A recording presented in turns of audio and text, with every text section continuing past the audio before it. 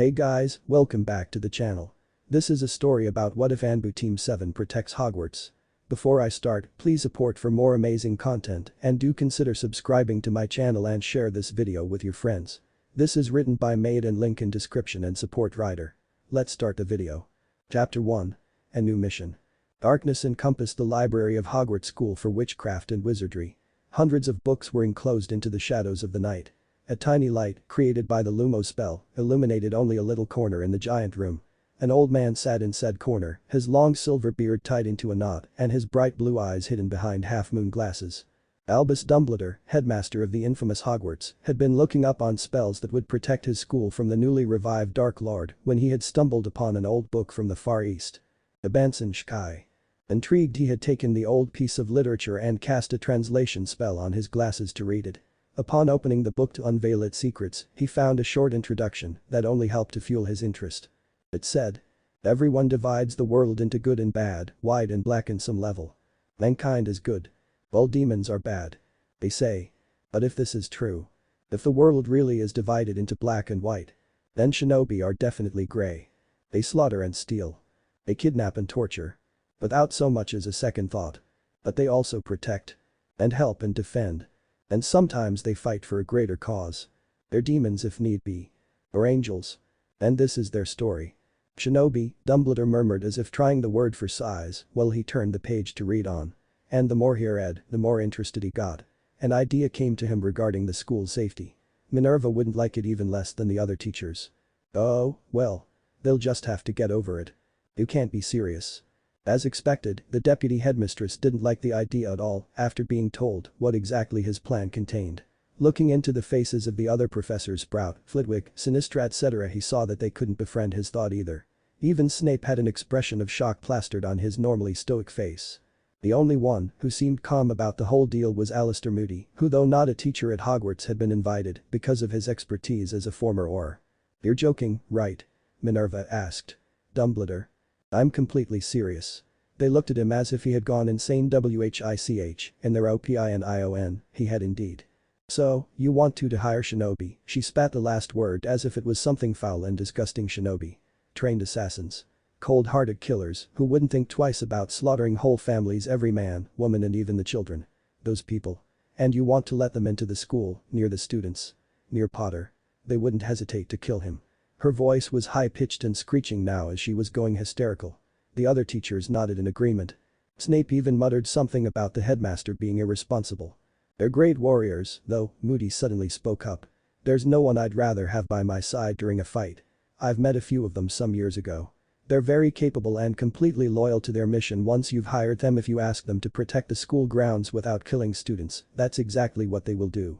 Until the mission is completed or the contract broken. I leave the decision to you. I have to meet with Kingsley and Tonks above London. We're going to bring Harry in tonight." But that said, he closed the door behind him, leaving the rest of them to a brief but uncomfortable silence. "It's decided then," Dumbledore said with finality in his voice. There would be no arguing. 3 days later. The honey-eyed Hokage took in the figures of the 5 men and woman before her. 2 missing. Well, actually only one was missing, as the 7th ANBU operative would join them only right before their departure. Which was in about 7 hours. It was really on short notice, but the client had just been informing her earlier that day. Flashback. Sinead was looking through some documents and enjoying the cup of sake she'd previously poured when a fluttering noise reached her ears and a feather brushed her cheek. She looked up only to find an owl sitting on her desk holding out one leg so she could take the letter and the package from it. Raising an eyebrow, she slowly did so. Upon giving the letter a once-over, her skepticism only increased. Who would write? To Sinead-sama. Goddam Hokage. Higher country. Hidden village of the Leaf. Hokage Tower, top floor office. Skeptical but intrigued at the same time, she opened the letter and read it over. "Dear Tsunade's-sama. This letter has probably made you very suspicious, you bet. But I assure you I mean no harm. Quite the contrary. I intend on hiring 7 of your finest shinobi to protect my school and students from the threat of an evil wizard. Yes, a wizard. I am the headmaster of one of the 3 largest schools for Western magic in Europe, Hogwarts. Voldemort, the evil wizard I just told you about, has targeted my school several times in this past few years, one student especially. His name is Harry Potter. Since Voldemort resurrected himself at the end of the last school year, I fear his attacks will be more insistent now. Therefore I would like to hire your shinobi to keep the people residing in my school safe and watch out for Harry as he tends to get himself into trouble. Inside the package you'll find a portkey, a magical transportation device. It will activate exactly at 4 AM Konoha time. Make sure all shinobi touch the device by then. It will take your men to a safe house where they will be staying until the school year starts. That is, if you accept the mission request. Yours sincerely, Albus Dumbledore, Headmaster of Hogwarts School for Witchcraft and Wizardry. And some other titles which Tsunade couldn't even begin to comprehend. She reread the letter twice before being interrupted by a small whistle coming from the owl. The Lady Hokage looked up to find the owl still on her table, bristling. Tsunade raised an eyebrow and looked at the letter again. Maybe there was a clue in there as to what to do with the bird. She found it in form of Dumbledore's P.S. P.S. You might want to give the messenger owl something to eat as she's had a long journey. Afterwards please send her back with your answer. Grumbling, Tsunade had told Shizune to find a mouse for the beast. The owl scowled at the term before she turned the letter, scribbling the words "I accept" on the backside. Afterwards she ordered Shizune to inform several ANBU that they were to assemble in her office in 2 hours. But tell Wolf to come immediately. He'll be late anyway. Then flashback. And so now 2 hours and 15 minutes later she was still sitting in her chair waiting for the 6th member of this little journey to arrive. Of course she had expected him to be late, but it still irked her. Tsunade's eyebrow twitched in irritation. The 5 young people took a step back. 4 did anyway. The 5th was too oblivious to the danger he was in and was therefore dragged behind by the only woman in the room that wasn't Hokage. A pink-haired woman with a lynx mask covering her face. Ow, Sakura-chan. Why did you yank me back? That hurt. Our favorite, if not a little obnoxious, blonde yelled. The sound was muffled by his fox mask. Tsunade's eyebrow twitched harder. Shut up, Dobe, murmured a blue-haired man from behind his raven-shaped mask. You shut up, team. Tsunade's hands gripped the table while her eyes kept twitching dangerously. Both of you will shut up now, you troublesome people. A pineapple head said. I agree with dear. Be quiet, the last one eagle added. His long dark hair bound loosely together at his back. Fox and Raven could practically feel the piercing glare from the wide-eyed ANBU captain. A team said Fox began only to be interrupted again. This time by a very angry Hokage. Shut up. I have a hangover and your annoying banter is not helping. Goof. Sorry, I'm late, but a black cat. And spare me the excuses. I am not in the mood, you lousy ow, where does that ringing bell come from? Everybody's sweat dropped but didn't dare to say anything.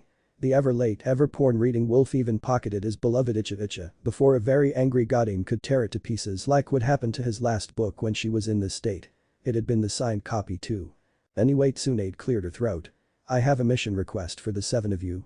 You're going to protect a boarding school for magic, yes, magic. In Europe, and you'll be gone for a year. You're to especially watch out for one Potter Harry. He's a student there. Your client is the school's headmaster. A man called Dumbledore Albus. He sent a letter with a few mission details for you to read and a package with your transportation device. You have 5 hours to pack your belongings and say goodbye to your loved ones. And Haddock, I won't tolerate lateness. If you're late, you'll walk to England, you hear me? Don't worry, magic, huh? Well, haven't heard of wizards in a while, Kakashi mumbled, but no one heard him. Instead, Tsunade asked if there were any questions. The 6 shinobi exchanged looks for a moment before one raised a hand. Yes, Sakura. Excuse me, Shishu, but did you say 7? End of chapter 1. Chapter 2. Goodbyes and hellos. Don't worry. Magic, huh? Well, haven't heard of wizards in a while, Kakashi mumbled, but no one heard him. Instead, Tsunade asked if there were any questions. The 6 shinobi exchanged looks for a moment before one raised a hand. Yes, Sakura. Excuse me, Shishu, but did you say 7? Ah, yes. I did, didn't I? The blonde Hokage asked with a mischievous smile. You've surely noticed that there's only 6 of you here with me now and still I started a briefing, right? Everyone nodded. Well, your 7th team member has been notified but was unable to come as she had a final appointment with Ibiki-san. As you all know, Kat has just gotten back from a long-term mission last year and hasn't gone on any mission since then due to the psychological aftereffects of said assignment. She's been slowly getting over it with a little help from Ibiki and a bit psychological assistance. Therefore, and because her talents will come in handy on such a mission, I decided to put her back into active duty. And seeing as Team Wolf was the one that escorted her back home, I figured it would be better for her to have her first mission with you guys. She trusts you. If she can't take it, I'll have her return to the village immediately, so don't worry. Just keep an eye out for her. Hi. They all chorused. Very well, you may go. Kakashi, you stay. I still have something to discuss with you. Sighing, the silver-haired shinobi reluctantly sat down in one of the chairs in front of Tsunade's desk while the others took their leave. He had the sinking feeling that this would take a while and that he really wouldn't like it. As expected, Tsunade shifted uncomfortably as soon as everyone was out of her office. She seemed to be a bit nervous about this discussion herself. She was his boss, of course, but that didn't change the fact that Kakashi was hardly one to just accept orders of that type. The Hokage opened her mouth, but not a sound came out. She pressed her lips into a thin line before she tried again, and this time, her voice didn't betray her. "Now Kakashi, I suppose you know what I want to talk about, so I won't beat around the bush. I should probably start off by asking you. What are your plans for the future?" Kakashi sighed again. "Oh yes, this would definitely take a while. So, what do you think about Kat joining us for the mission?" Sakura asked as soon as they had left the Hokage tower. Everyone stayed silent at first, not knowing how to answer. None of them knew very much about the mission Kat had been assigned on before coming back. Just that it was S-Class 1 and that it took her all of 10 years to accomplish it. Even though she was an ANBU captain, and they all knew that not just anyone could achieve that position. It scared them a little what one mission had done to someone so strong, both physically and mentally. "I'm not sure," Neji finally answered. "I mean, she's gotten better, yes. She's calmer now. Only 3 months ago she would break down crying whenever she saw some of my younger cousins play around the compound. Not to mention that she would flinch away whenever a man or boy would come any closer than 3 meters." Naruto added thoughtfully. Then he seemed to remember something. "Except for Kakashi-sensei, of course. She was okay with him." Well, what did you expect? He had been her ANBU instructor, not to mention a close friend since childhood. I guess Yondaime got his wish then. "What do you mean, Shikamaru? Isn't it obvious, dope?" Sasuke answered instead of the pineapple-headed genius. Yondaime just wanted to make Kakashi socialize, seeing as he is such an antisocial hermit, though he lives in a village full of people. Whoa, that was the most Sasuke had ever said at once. Sakura thought in awe. He really was changing. Not only had he come back to Konoha out of his own free will after killing his older brother and murderer of his clan, Itachi, he had also worked hard to change himself to be a little friendlier and regain the villagers' trust. Of course, the members of the former Team Kakashi and Team Yamato had done their best to help him and cheer him up. "Anyway, I have to head off. The compound is the other way. See you at Tsunade's office," Neji said, waving, before he hopped off into another direction. Quickly jumping from tree to tree, he reached the compound in only a few minutes. The guards at the gates, sensing someone nearing them, lowered into their fighting stance, their Byakugan activated. They relaxed, however, as soon as they recognized him as their leader's husband, who was approaching. With a quick nod and a quiet Neji-sama, they let him pass. Without further ado, the Hyuga genius walked over to the tea house. He knew his cousin would be there at this time of the day, waiting for him to talk to her in private. Silently entering the dark confines of the room, he closed the door behind him and marched over to the table in the middle of the room, where a dark figure sat already waiting for him.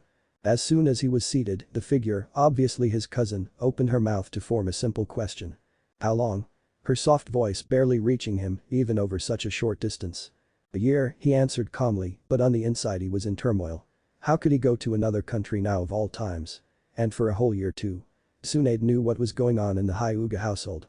Still, she sent him away. Leaving Hinata without protection. "Don't worry, Neji." The clan head spoke again, this time a little louder. She reached out for him with her hand and he took it in his. They had a mutual agreement on not using the usual suffix when they were alone. "Hanzo-san will make sure I'm kept safe. And Tsunade-sama has already assigned 2 shinobi to do the same. Hanzo is Hanabi's protector. But Hanabi is perfectly safe just by being the Kazukiya's girlfriend. I mean, who would dare to mess with Gaara-kun?" She asked, giggling lightly. Due to her diplomatic duties for the Hyuga family, she and her sister had become close friends with the Kazukiya of Suna. Hanabi was even dating the stoic man since the summer. Neji wasn't sure what to make of that.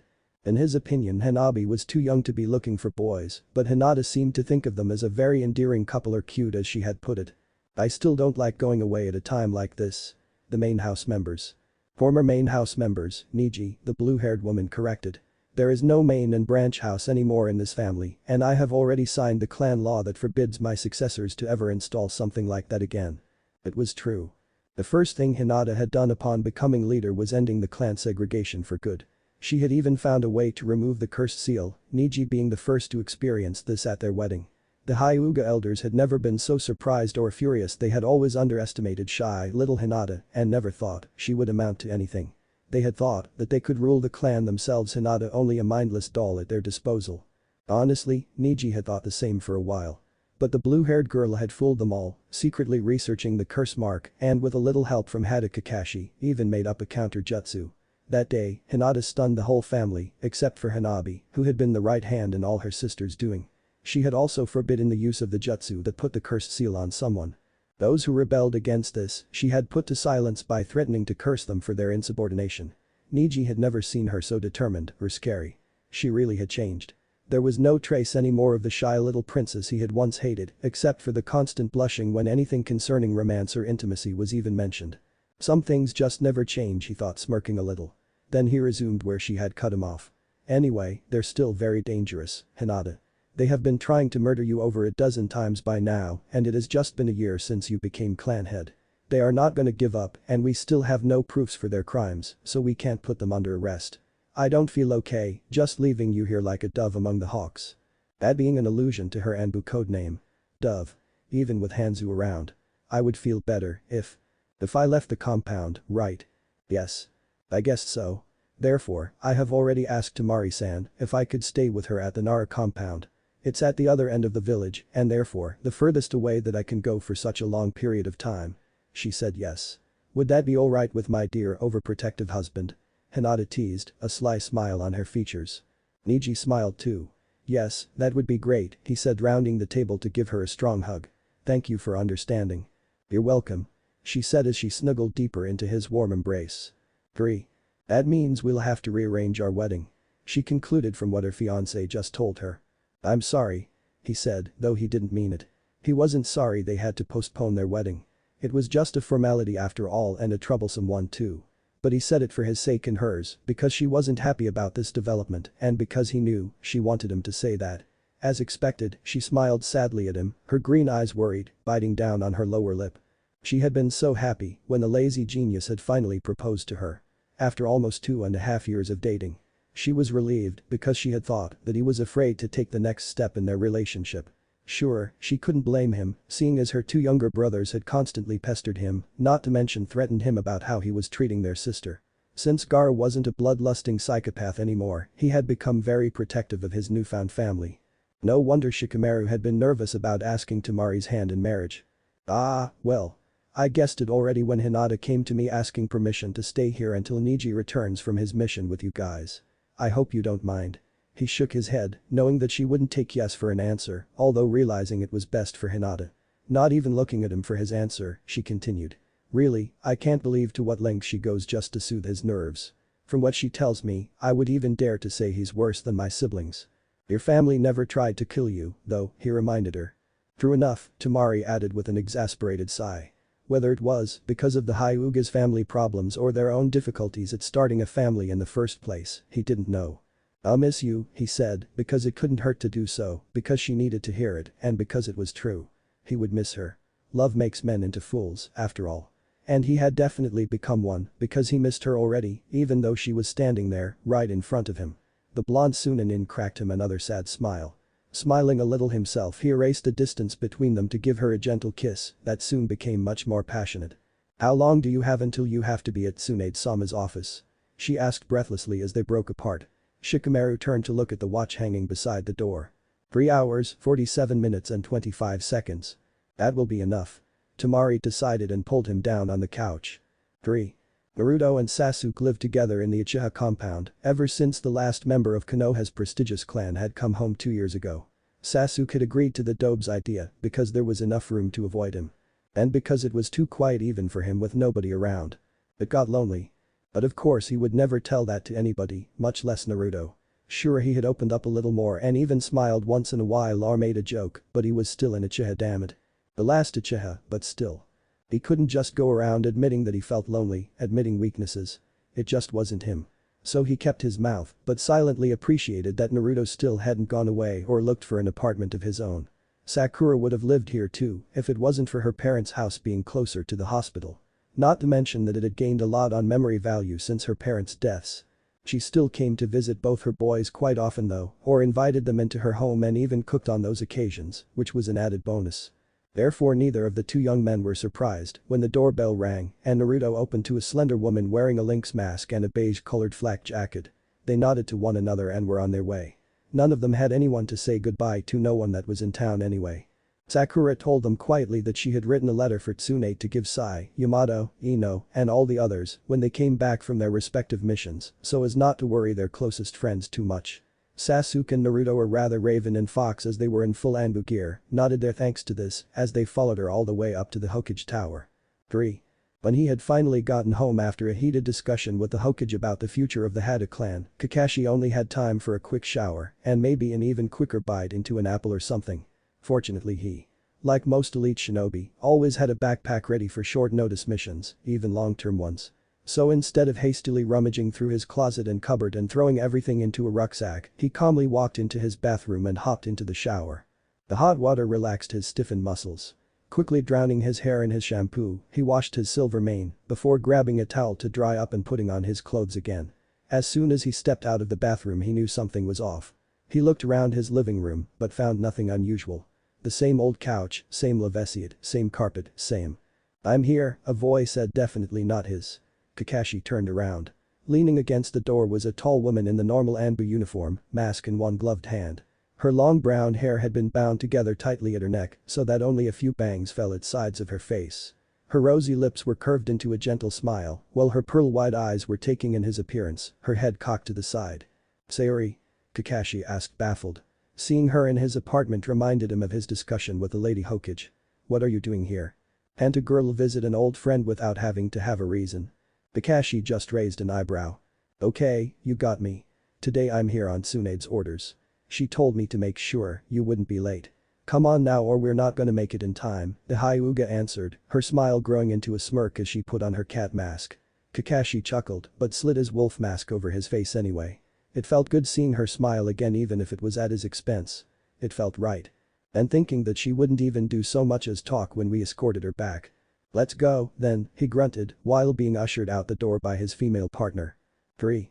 "Haddock, you're actually on time," the Hokage exclaimed with mock admiration. "I should always send Kat to retrieve you before important missions since she seems to have the great copy nin whipped." Snickers could be heard throughout the room. "Very well. Seeing as we all are here now, I would like to remind you that you are to guard a school full of kids that have no idea of the shinobi's world. I would like it if it remained like that. Furthermore, you are to kill only if absolutely necessary and no, annoying students don't count. Wolf and Cat are the team leaders because they are the most experienced and because I say so." She gave everyone a look daring them to argue, but nothing came of course. Not even Naruto was dumb enough to anger her further. "That should be it," Tsunade explained. "No wait, one more thing. Haddock, you're not to spoil those brats' innocent minds with your stupid porn, understood? You married them in private, though. And don't forget what I told you," she added menacingly. Kakashi gave a reluctant nod. "Good. In that case, grab hold of the porky cup. It will take you to your destination." Everyone touched a finger to the little object and waited. And waited. And waited. Just as Naruto mumbled, "I feel like an idiot." And Sakyus answered, "You are one." They all felt a strange force pulling at their navel. Then they were practically ripped from Tsunade's office and thrown into a world where there existed no earth, just sky. Though not for long. Soon enough, the pulling ended and left them landing in a dining room full of strangers staring at them as if they had two heads. Only due to their exceptional skills, they all managed to land on their feet instead of their masked faces. All the while, Tsunade quietly sipped her sake. "Ah, it's gonna be so much quieter with them out of town." Shanaro. Harry Potter, his friends, Sirius, the Weasleys and Tonks had been setting the table and or been waiting for the food Mrs. Weasley cooked when Mad Eye Moody came into the room with a surprising announcement. "You'll have to lay more plates, special guests are coming in any minute now." "How come?" Fred asked. "Dumbledore requested their presence during the school year just this morning. Why do you think we put a few beds in the unused rooms upstairs? They will be coming by Portkey at 6 p.m, the ex-Auror answered. "That's today, already." Mrs. Weasley took a look at the clock. "That's in 12 seconds. The woman exclaimed, panicked. "Fred, Ron, hurry. Take some more plates and put them on the table." "How many more will we need, Mom?" Ron asked. 7, boy. Moody said. "Ah, here they come." There was a loud thump beside the table as 7 figures landed feet first on the floor. The Weasleys, Hermione, Harry, Sirius and Tonks gave the newcomers a once-over and immediately decided that they were creepy. Knee-high boots adorned their feet, black pants and loose hooded jackets, either beige or white.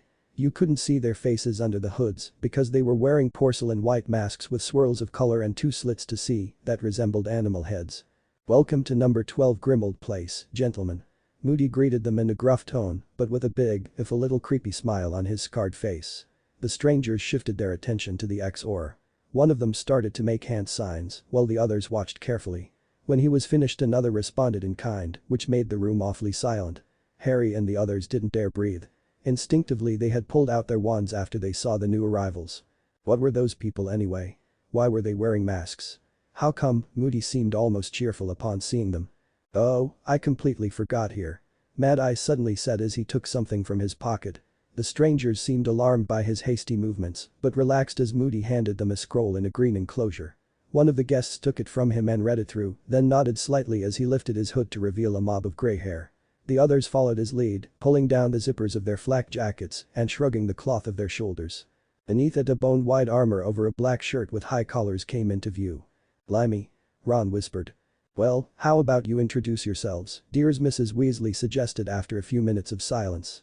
"Oh, wait. Do they even speak our language, Mad Eye? Or do they need a translation spell?" "I suppose they already got one before arriving, Molly," he answered, but giving the guests an uncertain glance anyway. "We do speak your language," a soft feminine voice answered. She had a slight accent but was very much understandable to everyone's relief. It was the visitor nearest to Harry who had spoken up. She wasn't very tall, just about 167 meters, but she definitely attracted attention with her shoulder-length pink hair. "Yes, pink. How could anyone have pink hair? 6 of us anyway," she added with a sidelong glance at the blonde boy standing to her left. "But that problem is already solved. He got a translation spell, as you call it, put on him before our departure. Plus, he's learning English. I'll make sure of that." The blonde gulped. "So, don't worry. We understand you." "Who are you?"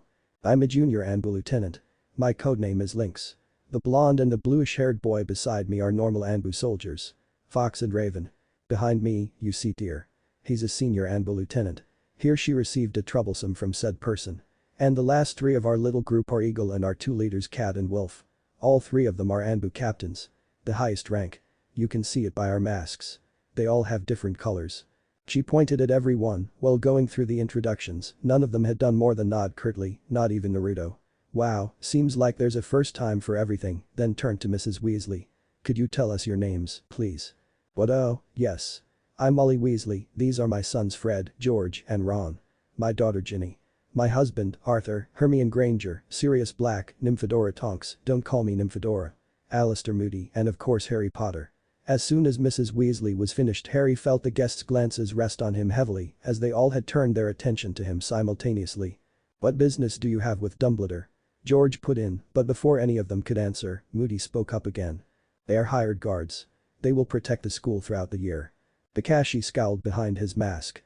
He didn't like it when details of his mission were just given away freely, but concluded that the brats would find out sooner or later. Therefore he just shrugged and sat down at the table, his comrade soon following. It appeared to be the cue for everyone else too, because not a minute later everyone was seated and waiting for dinner to be served. The wizard stole quick glances at the guards every now and then, but they were ignored as the ANBU discussed things among themselves for a while. Harry realized then that this would be an awkward dinner. End of Chapter 2. Chapter 3. The Hearing. Harry then realized that this would be an awkward dinner. And he had been right. Boy, had he been right. The ANBU spoke in hushed tones, though that was hardly necessary, as none of the house's occupants would have been able to understand them anyway. What the wizards did understand, however, was that their guests weren't very polite people. They ignored them completely in favor of their discussion. "What do you think of this place?" Sakura asked.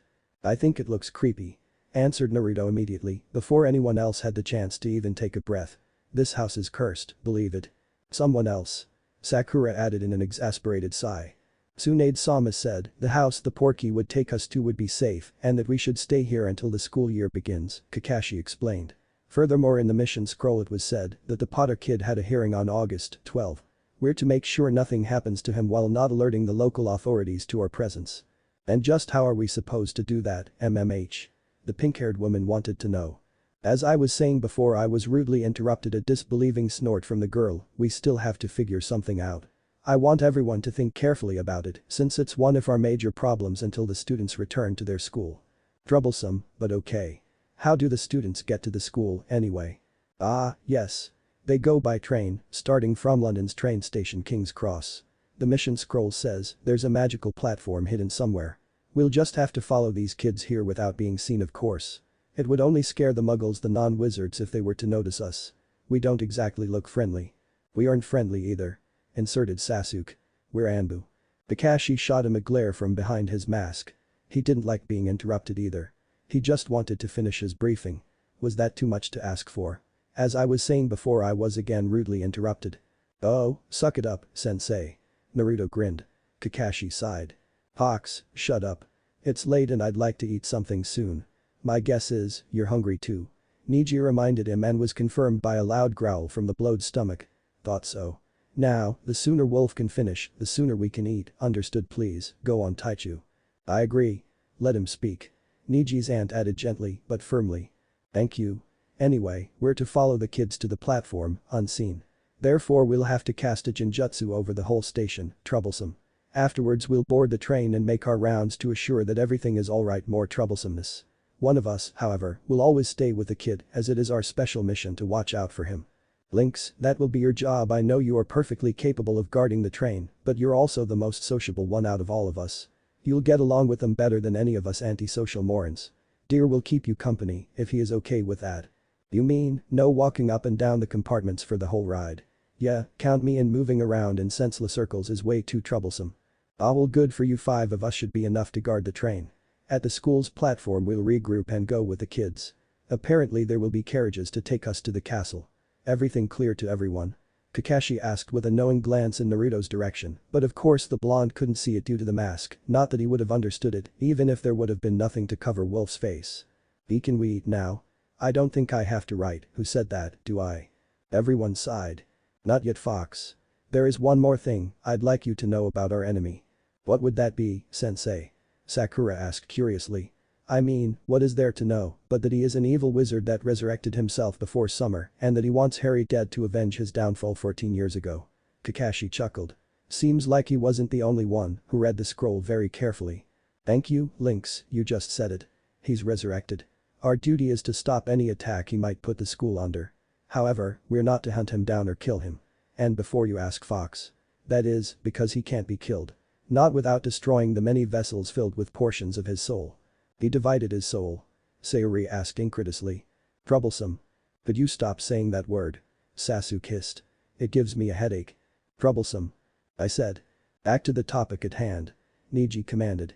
It's not part of our mission to find these vessels, is it? No. We're not even to talk about them again. I just wanted you to know that we're here only to protect. So don't resort to killing unless the situation absolutely calls for it. In this culture killing is frowned upon, to say the least. Leaf doesn't need any international diplomatic scandals. And we don't need one of our ANBU operatives going to jail. So no unnecessary killing. Have I made myself clear enough? This time Kakashi's look lingered on Sasuke and Neji, both people more likely to resort to assassinate than capture someone. Yes, Taichu. Everyone chorused. Yes, sensei. Lynx. Kakashi gave a sigh. You're an accomplished ANBU member. Why do you insist on calling me that? To me, you'll always be sensei. Besides, I feel I could still learn a lot from you. The pink-haired woman said cheerfully, which earned her another sigh at her antics. She just smiled in response. She knew he knew because he just shook his head at her. Just when he was about to say something, he was interrupted again. But this time by a question coming from the one they were hired to protect. Though knowing that they wouldn't understand a word, Harry and his friends still listened in on the guards' conversations. At some point Harry would hear his name being said and was sure they were talking about the reason they had been summoned here in the first place. The constant attacks on the school by Voldemort because of him. Almost automatically Harry's and Ron's gazes switched to Hermione as if they expected her to be able to understand that gibberish language. Of course the bushy-haired girl just huffed indignantly and shook her head. Sighing, the two boys went back to their soup. Mrs. Weasley had cooked them a pot of goulash and filled Harry's plate especially full. She still thought she needed to feed him extra portions because he was so thin.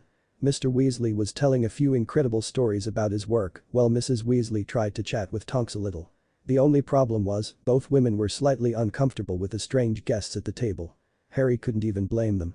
Those bone-white armors over black shirts, long gloves and trousers, they looked a lot like Sultans. Shuddering at that thought, Harry turned around only to see Fred and George whispering to each other while stealing glances at the guards. The twins seemed to have something in mind and Harry wasn't sure if he should be all for it. They knew nothing about these people and their methods, but the fact that they wore an armor was more than enough to concern the dark-haired boy. What if those guys were foreign Death Eaters? The thought had come to his mind before, but he dismissed it. If Dumbledore trusted them, then they couldn't be Death Eaters. However, that didn't mean that they were friendly people. Contemplating if he should warn Fred and George of possible danger, he soon dismissed that thought too. The Weasley twins never listened to anybody, they wouldn't start now. So why bother? Instead he opted for a more subtle way to possibly warn them, depending on the results he got. He decided to be bold and just directly ask for the information he wanted to get on them. If he was lucky, they would answer his questions for a while before figuring out what he was doing, and that meant he would at least get something out of this. Plus, if anything they said revealed them as dangerous, maybe Fred and George would think twice before messing with them and causing trouble. Summoning all of his courage as a Gryffindor, he spoke up. So, what are you guys? I mean, what is this ANBU thingy? 3. So, what are you guys? I mean, what is this ANBU thingy? To say the guards were shocked at the blunt question would have been the understatement of the year. Their bodies tensed as they all slowly turned their heads towards him. Masked faces watched the raven-haired boy silently as they tried to figure out what the hell they were supposed to answer. Not the truth, right? Telling your hosts that you were a shinobi trained to kill or torture mercilessly wasn't a good idea in this situation. In their world everybody knew about ANBU, and no one took offense at that fact because everyone knew they were needed to keep their villages and people safe. But in the wizarding world the closest thing to an ANBU agent would be an Auror, and even then there were no huge differences between them, starting with the philosophy. Pat finally cleared her throat. We're similar to your Aurors, she wanted to say, but it was Moody who spoke first. ANBU is an abbreviation for Ansatsu Senjutsu Takushu Butai, which translated into our language means more or less special tactics and assassination squad. Shocked silence ensued to this answer. Everyone at the table looked at the ex-Auror in horror. They had been expecting something bad, judging by the guard's appearance. This was a little much though. Harry couldn't believe his ears. Special tactics and assassination squad. What the hell? Why would Dumbledore hire assassins to protect the school grounds? Ah, to hell with the school, what about the students? They were gonna be totally terrified of this people. Meanwhile the ANBU members were heavily contemplating to jump that insufferable man and screw the mission, cut his fucking throat. How could he disclose such delicate information? Was he crazy? Eyes twitching in irritation beneath their masks, they tried to regain their composure, Shikamaru mumbling another troublesome. Which made Sasuke want to throttle him. But hey, he was in Uchiha, he wasn't going to succumb to primal urges, especially not in front of his former sensei and his pink-haired teammate. The latter coming to mind because she would be disappointed in him, and for some reason he really couldn't stand to see or even only imagine her disappointed face. And of course, because she would punch him through the wall. A short second after Sasuke finished his thoughts, Moody had a kunai at his throat. Without anyone seeing him move, Kakashi had made his way over to the ex-Auror quickly, and he hadn't used a transportation jutsu, that much was clear to the Gurids. They would have felt it if he had used any of his chakra reserves. Blimey! Ron exclaimed. He is right. The other ANBU had to agree. That was exceptionally fast even for Scarecrow. Irritated, but in a calm demeanor, Kakashi finally answered. You seem to know a lot about us. Maybe we should kill you so as not to risk any more information to leak out. No need for that, but do you really not remember me? Moody answered, grinning. Excuse me? Kakashi said, startled but not enough to loosen his grip on the man. The other ANBU were confused as well. Did their captain know this strange man with the nastily scarred face? And if he did, why didn't he tell them? Do you really not remember me? We worked together more than 20 years ago when one of your convicts fled to Europe and you came here to get him back. The ex-Auror reminded him, but Kakashi was still puzzled. 20 years ago he had been 12. Sure, at that time he had already been one of the most feared shinobi, and already in the bingo book, Booth didn't remember ever coming to Europe in his youth. I'm sorry. He said, therefore, removing the kunai from Moody's throat again. But I think you're confusing me with someone else. I don't think so. You're the White Fang, aren't you? Madi asked, and almost everyone at the table asked themselves who the White Fang was. Kakashi froze. He hadn't heard that name since the mission to save the Kazuki-age 3 years ago. Hell, he hadn't expected to hear that name in another 10 years. A look around confirmed his suspicion. Everyone was waiting for his answer, even Sakura, Naruto and Sayuri, who knew about his dad. Calming his heartbeat, he slowly shook his head. The White Fang is dead. He died decades ago. Hopefully that would put Moody-san into silence. No such luck. Then you must be his boy. The man exclaimed, realization dawning on him. Yes, I remember him talking about his son. That must be you. I recognize the silvery hair. That means you must be around Fiery now. I'm sorry. Kakashi shook his head again. He really was in no mood to deal with memories of his father. So, he changed the subject. Where are we staying? At this Mrs. Weasley squealed and jumped up. The guard seemed taken aback for a moment but soon relaxed as they watched the woman's cheeks color. We have 2 guest rooms upstairs, but there are only 2 beds in each. The rooms weren't big enough but we could enlarge them magically and. That won't be necessary. Wolf spoke up. We'll just share. Oh, but 2 beds for 5 people, won't that be uncomfortable? 5 people? Kat asked. What do you mean? 4 of us will sleep in one room and 3 of us in the other. The pearl-eyed woman had a good idea what was bothering Mrs. Weasley but kept quiet as she found it highly entertaining. She watched the woman's cheeks flare again and her hands began fidgeting. But you're only 2 women. So? Lynx can take the spare bed and 2 of us can share. Kat replied before Wolf could announce that the 2 girls could sleep in one bed and he, their poor old Taichu, in the other. I don't see the problem. Really, these wizards had too many inhibitions. I can't. Eagle immediately said. I'm married. I'm out too. I'm engaged and it's too troublesome to share a bed with a woman. Especially if your soon-to-be wife found out. Fox teased. She would tear you apart. Hey, team. HN. How about we leave our beloved leaders to argue about who's to get which side of the bed and go get some sleep? The blonde said because he wanted to prove to both his sensei and Niji's aunt that the just friends excuse didn't work with him. Kakashi rolled his eyes. Why wouldn't anybody just believe them? Oh, yeah. Because they were pretty much glued to the hips. But what was wrong with enjoying your best friend's company? Why did everybody insist that they were friends with benefits if not downright in love? Tsunade had even ordered a few of their friends and some ANBU to follow them 24/7 for 2 months. Apparently, she had made a bet with Uriah. Whether she had won or lost, Kakashi and Sayori would never find out. Whatever. Came Raven's reply as they stood up. Soon the other shinobi followed. Their plates were perfectly clean when they put them in the sink, which left every wizard to wonder. When had they eaten the food? Time passed quickly at Grimmauld Place number 12, filled with plastering that made their muscles ache. At least the guards were helping well, some of them. The pink-haired woman and the blonde were their greatest helpers, even though Fox destroyed some things a few times. Somehow Lynx and that other woman Cat, Harry remembered, even made their pain go away after placing their hands on the pain's source and letting it glow in a soft green color. That had gone a great length in getting the residing wizards more comfortable around the hired shinobi. The first time Kat helped Fred and George like that, her pink-haired companion asked something inquisitively, though none of them understood as she switched into her native language. You know medical ninjutsu? Just the basics and a few advanced jutsu too. I had to keep myself entertained in those 10 years. Sayori answered in a sad voice.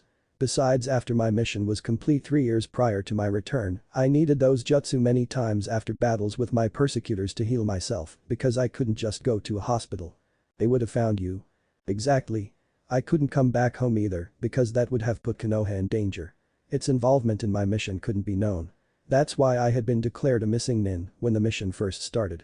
Would you like to learn a little more? I could teach you a few jutsu Tsunade taught me. It would be nice to have another medic on the team, would take a great deal of work off of my shoulders. Sure. Wow. My very own apprentice. That's so cool. This rather loud exclamation in the hallway of the house was followed by the 2 dark purple curtains flying to the side and the insane screaming of the woman on the portrait behind them. It sounded like there was some banshee in the house, cursing at full volume, yelling at no one in particular such insulting things as mudbloods or disgrace of my flesh and scum. Within the next minute every wizard and guard had assembled in front of the portrait. Serious and tried to close the curtains again while everyone else was holding their hands over their ears. When the wizard seemed not to be succeeding, Wolf started tapping his foot on the ground in annoyance, which caused Fox, Raven, Eagle and the Hogwarts students to take a step away from him in fright, and Deer had muttered his 5th troublesome of the minute. Lynx finally had enough.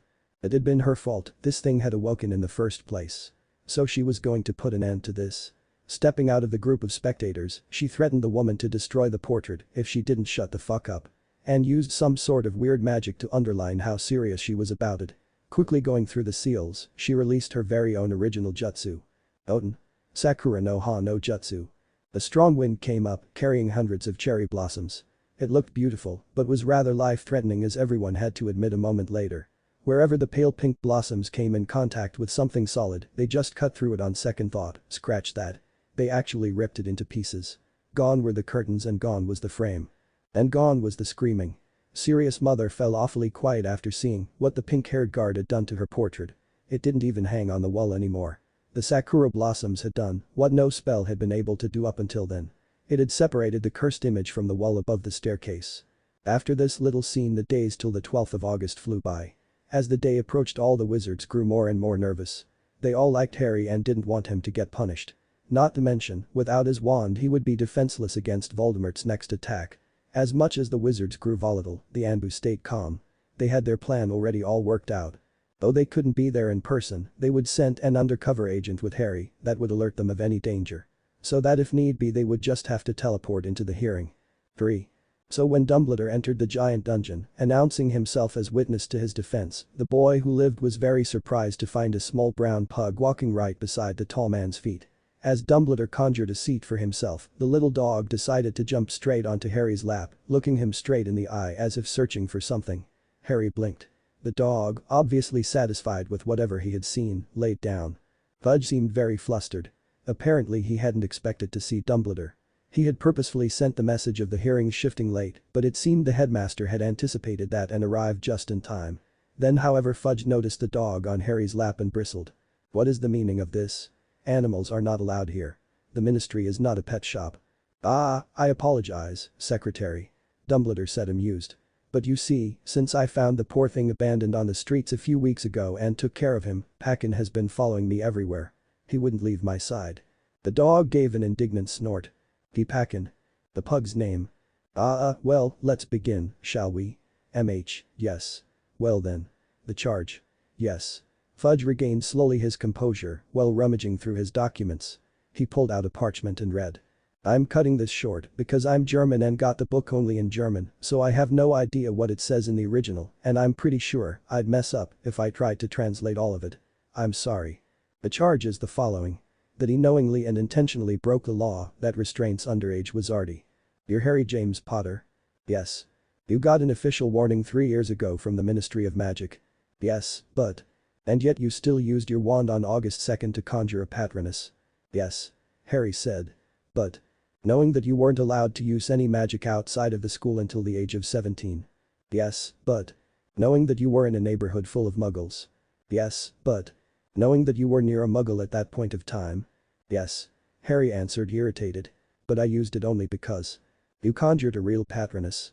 A witch ached. Madam Bones. Yes, because. One that had a real form, not just silvery mist. The same woman asked. Yes. It was a stag. It's always a stag. Always? Started Madam Bones.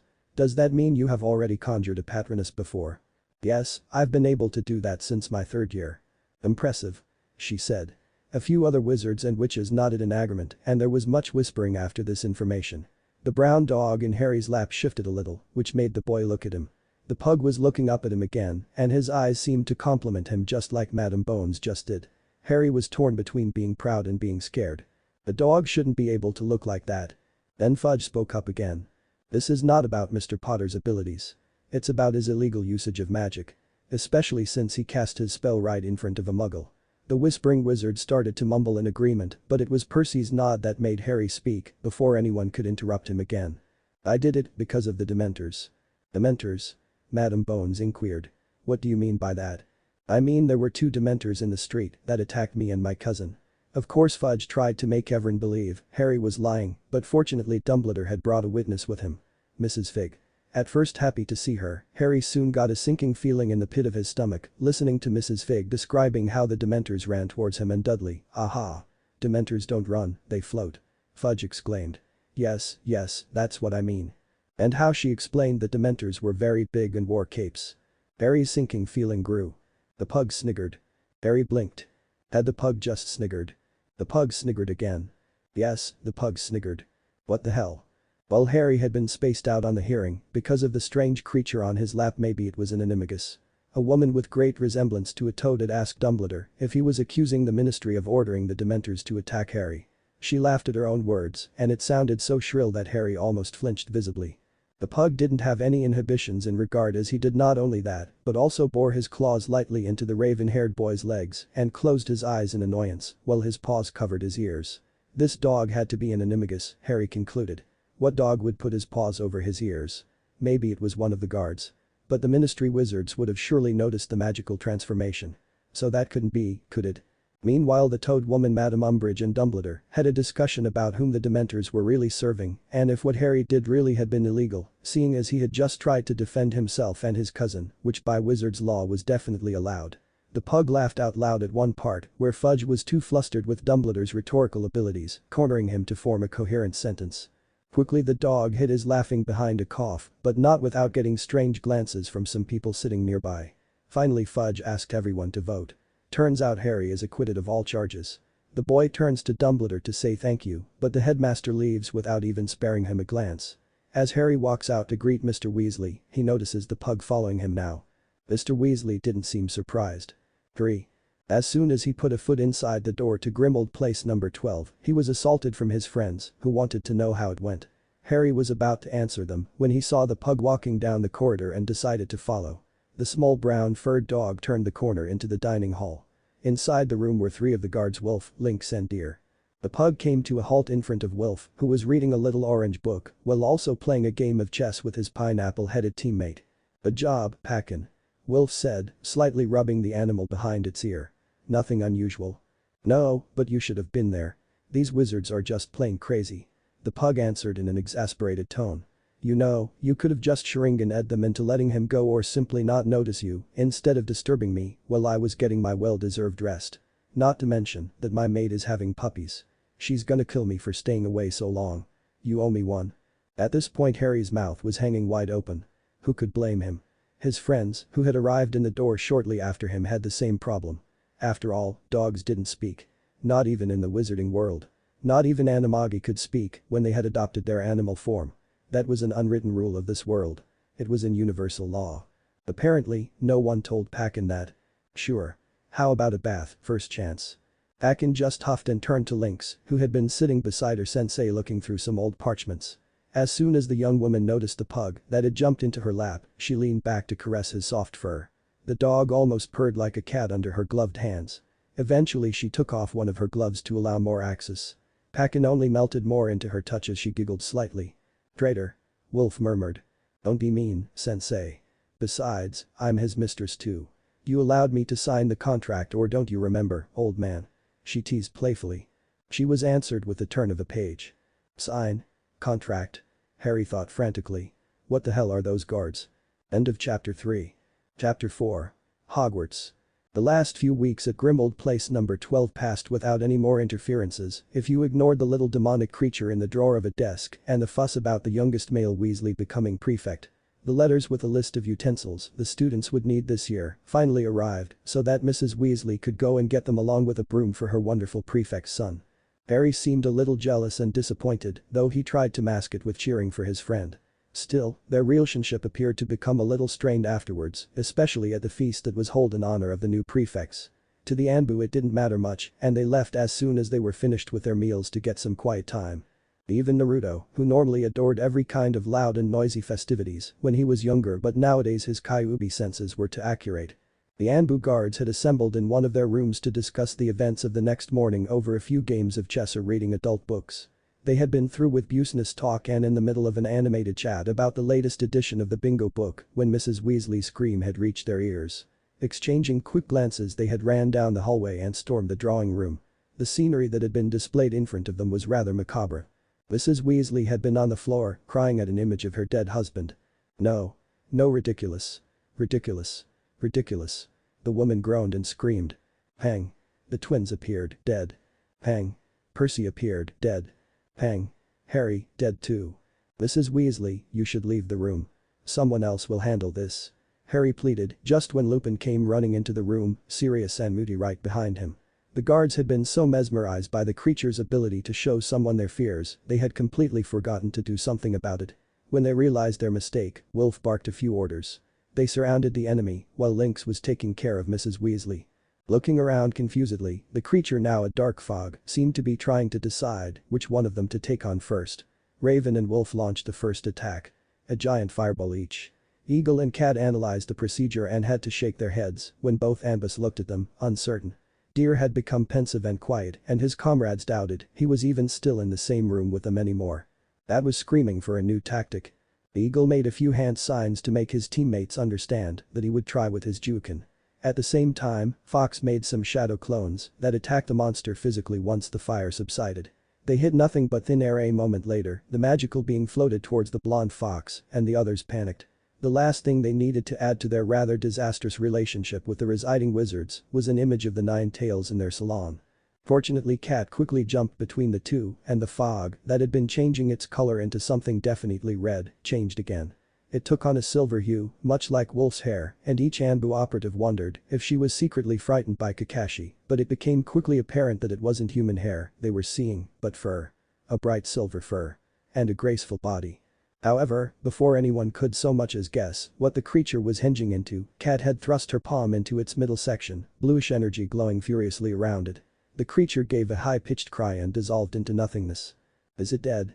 Fox asked. Everyone shrugged helplessly. Even Wolf Posture was uncertain. He kept his muscles strained, ready to jump in case it wasn't over yet, but nothing happened before Deer spoke up again. "I think Cat's energy disrupted the magic circulation, much like it would do with our chakra system. My guess is the creature died of a heart attack of sorts." Still baffled, everyone was silent for a moment, enough for them to notice that Mrs. Weasley was still kneeling crying on the floor. Fortunately, Lupin quickly took care of the poor woman, crying onto his shoulder, reassuring her that everything would be fine and that she didn't need to worry about her kids. Or about what could happen if she and Arthur were to die. Ron and Ginny would be taken care of, Sirius told her in a playful manner to make her smile a little, which she did. She seemed to be feeling better but was still trembling lightly and needed more comforting. At this point, Kakashi gave everyone a sign to leave them alone. None of them was very good at comforting someone, especially when they didn't quite understand the problem. Everyone died at some point in time. There was no way to defy death forever, and the loss of dear ones was a normal thing to them, it happened to everyone. Therefore they couldn't bond with Mrs. Weasley, especially since no one was dead. Feeling slightly guilty for not intervening more quickly though, they walked back to their respective rooms in silence. None of them in the mood to continue their previous discussion after being so useless, helpless almost, even if they did win the creature over. As ANBU, they hated that feeling. 3. The guards couldn't believe their eyes. How people could be so chaotic was beyond them. In their ranks, discipline and order were demanded from everyone. The wizards, however, seemed to like their chaos, at least most of them. Fred and George had cast a spell on their suitcases so they would fly downstairs. They did, but on their way hit the youngest member of the Weasley family, Ginny. The poor girl would have fallen down 2 staircases into the hall if it wouldn't have been for Eagle, who grabbed her just in time and made a jump only to land attached to the wall. "Troublesome," muttered Deer. "Are you unharmed?" Eagle asked in his stoic voice. The red-haired girl blinked a few times, then looked up wide-eyed at her savior, who was holding her up bridal style. She blushed and nodded and tried to get out of his grasp, but he just shook his head and motioned for her to take a look down. Ginny yelped when she realized their position on the wall. In a swift motion, the ANBU jumped down onto the ground again before carefully setting her down. "Thank you," she mumbled, blushing harder. All the while, Mrs. Weasley and some strange woman on a portrait had been yelling at no one in particular. Groaning, another troublesome Deer joined his long-haired comrade in the hall, waiting for everyone else. Soon enough the others arrived, Wolf being dragged by the ear by a fuming Lynx, who also held the captain's favorite book in her left hand. Her old sensei tried to get a hold on it whenever the pain became halfway bearable, but Lynx held it defiantly out of his reach. Finally releasing the silver-haired man, she put her ANBU coat on and pulled the zipper up before sliding the hood on and halfway over her face and held her head down. The others did exactly the same. They would put a genjutsu on the train station, but even then being extra careful couldn't hurt. "Harry, you will be going with Tonks," Mrs. Weasley said, raising her voice above the yells of mudbloods. Scum. And what else? They still hadn't figured out where to take the portrait to. They couldn't just place it outside onto a street full of muggles after all. "Leave your suitcase and Owl here, Alistair is gonna take care of them." "Oh, for heaven's sake, Sirius," Dumbledore said. "No," she admonished as a big black dog appeared by Harry's side, which in turn made him wonder where the hell Packen had gone to. "Fine," Mrs. Weasley eventually grumbled. "But if anything happens, you'll be responsible." The chubby woman ushered everyone out the door.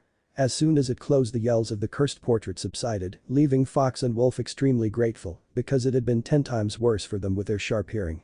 "Where's Tonks?" Harry asked. "Right there." Mrs. Weasley indicated a corner where they were greeted by an old woman wearing a purple hat. She winked at Harry before turning to Mrs. Weasley. "We should hurry up a little, Molly, shouldn't we?" I know. But Matt, I wanted to wait for Sturgis. If only Arthur could have lent some cars from the ministry again. Oh, but Fudge wouldn't even let him borrow an empty ink barrel. How do muggles endure to travel without magic? In the end they needed 20 minutes to walk to King's Cross. Nothing happened, of course, except for Sirius jazzing after a few cats to amuse Harry. As soon as they were at the train station, one of the guards made some hand signs and mumbled something under his breath, then they walked calmly into the building. Harry watched in horror as Raven bumped into an old woman, but nothing happened. Actually, something did happen. Raven grunted in annoyance before jumping onto the wall, and the woman looked around to see what had hit her and then just shrugged as she saw nothing. Taking a look around, Harry noticed that no one seemed to see the strange people walking on the ceiling or the walls. Wow. He thought. How did the guards manage to do either of that? To cast a spell over an entire building was extremely difficult. And Harry didn't even see them pull out their wands. If they had wands, that is.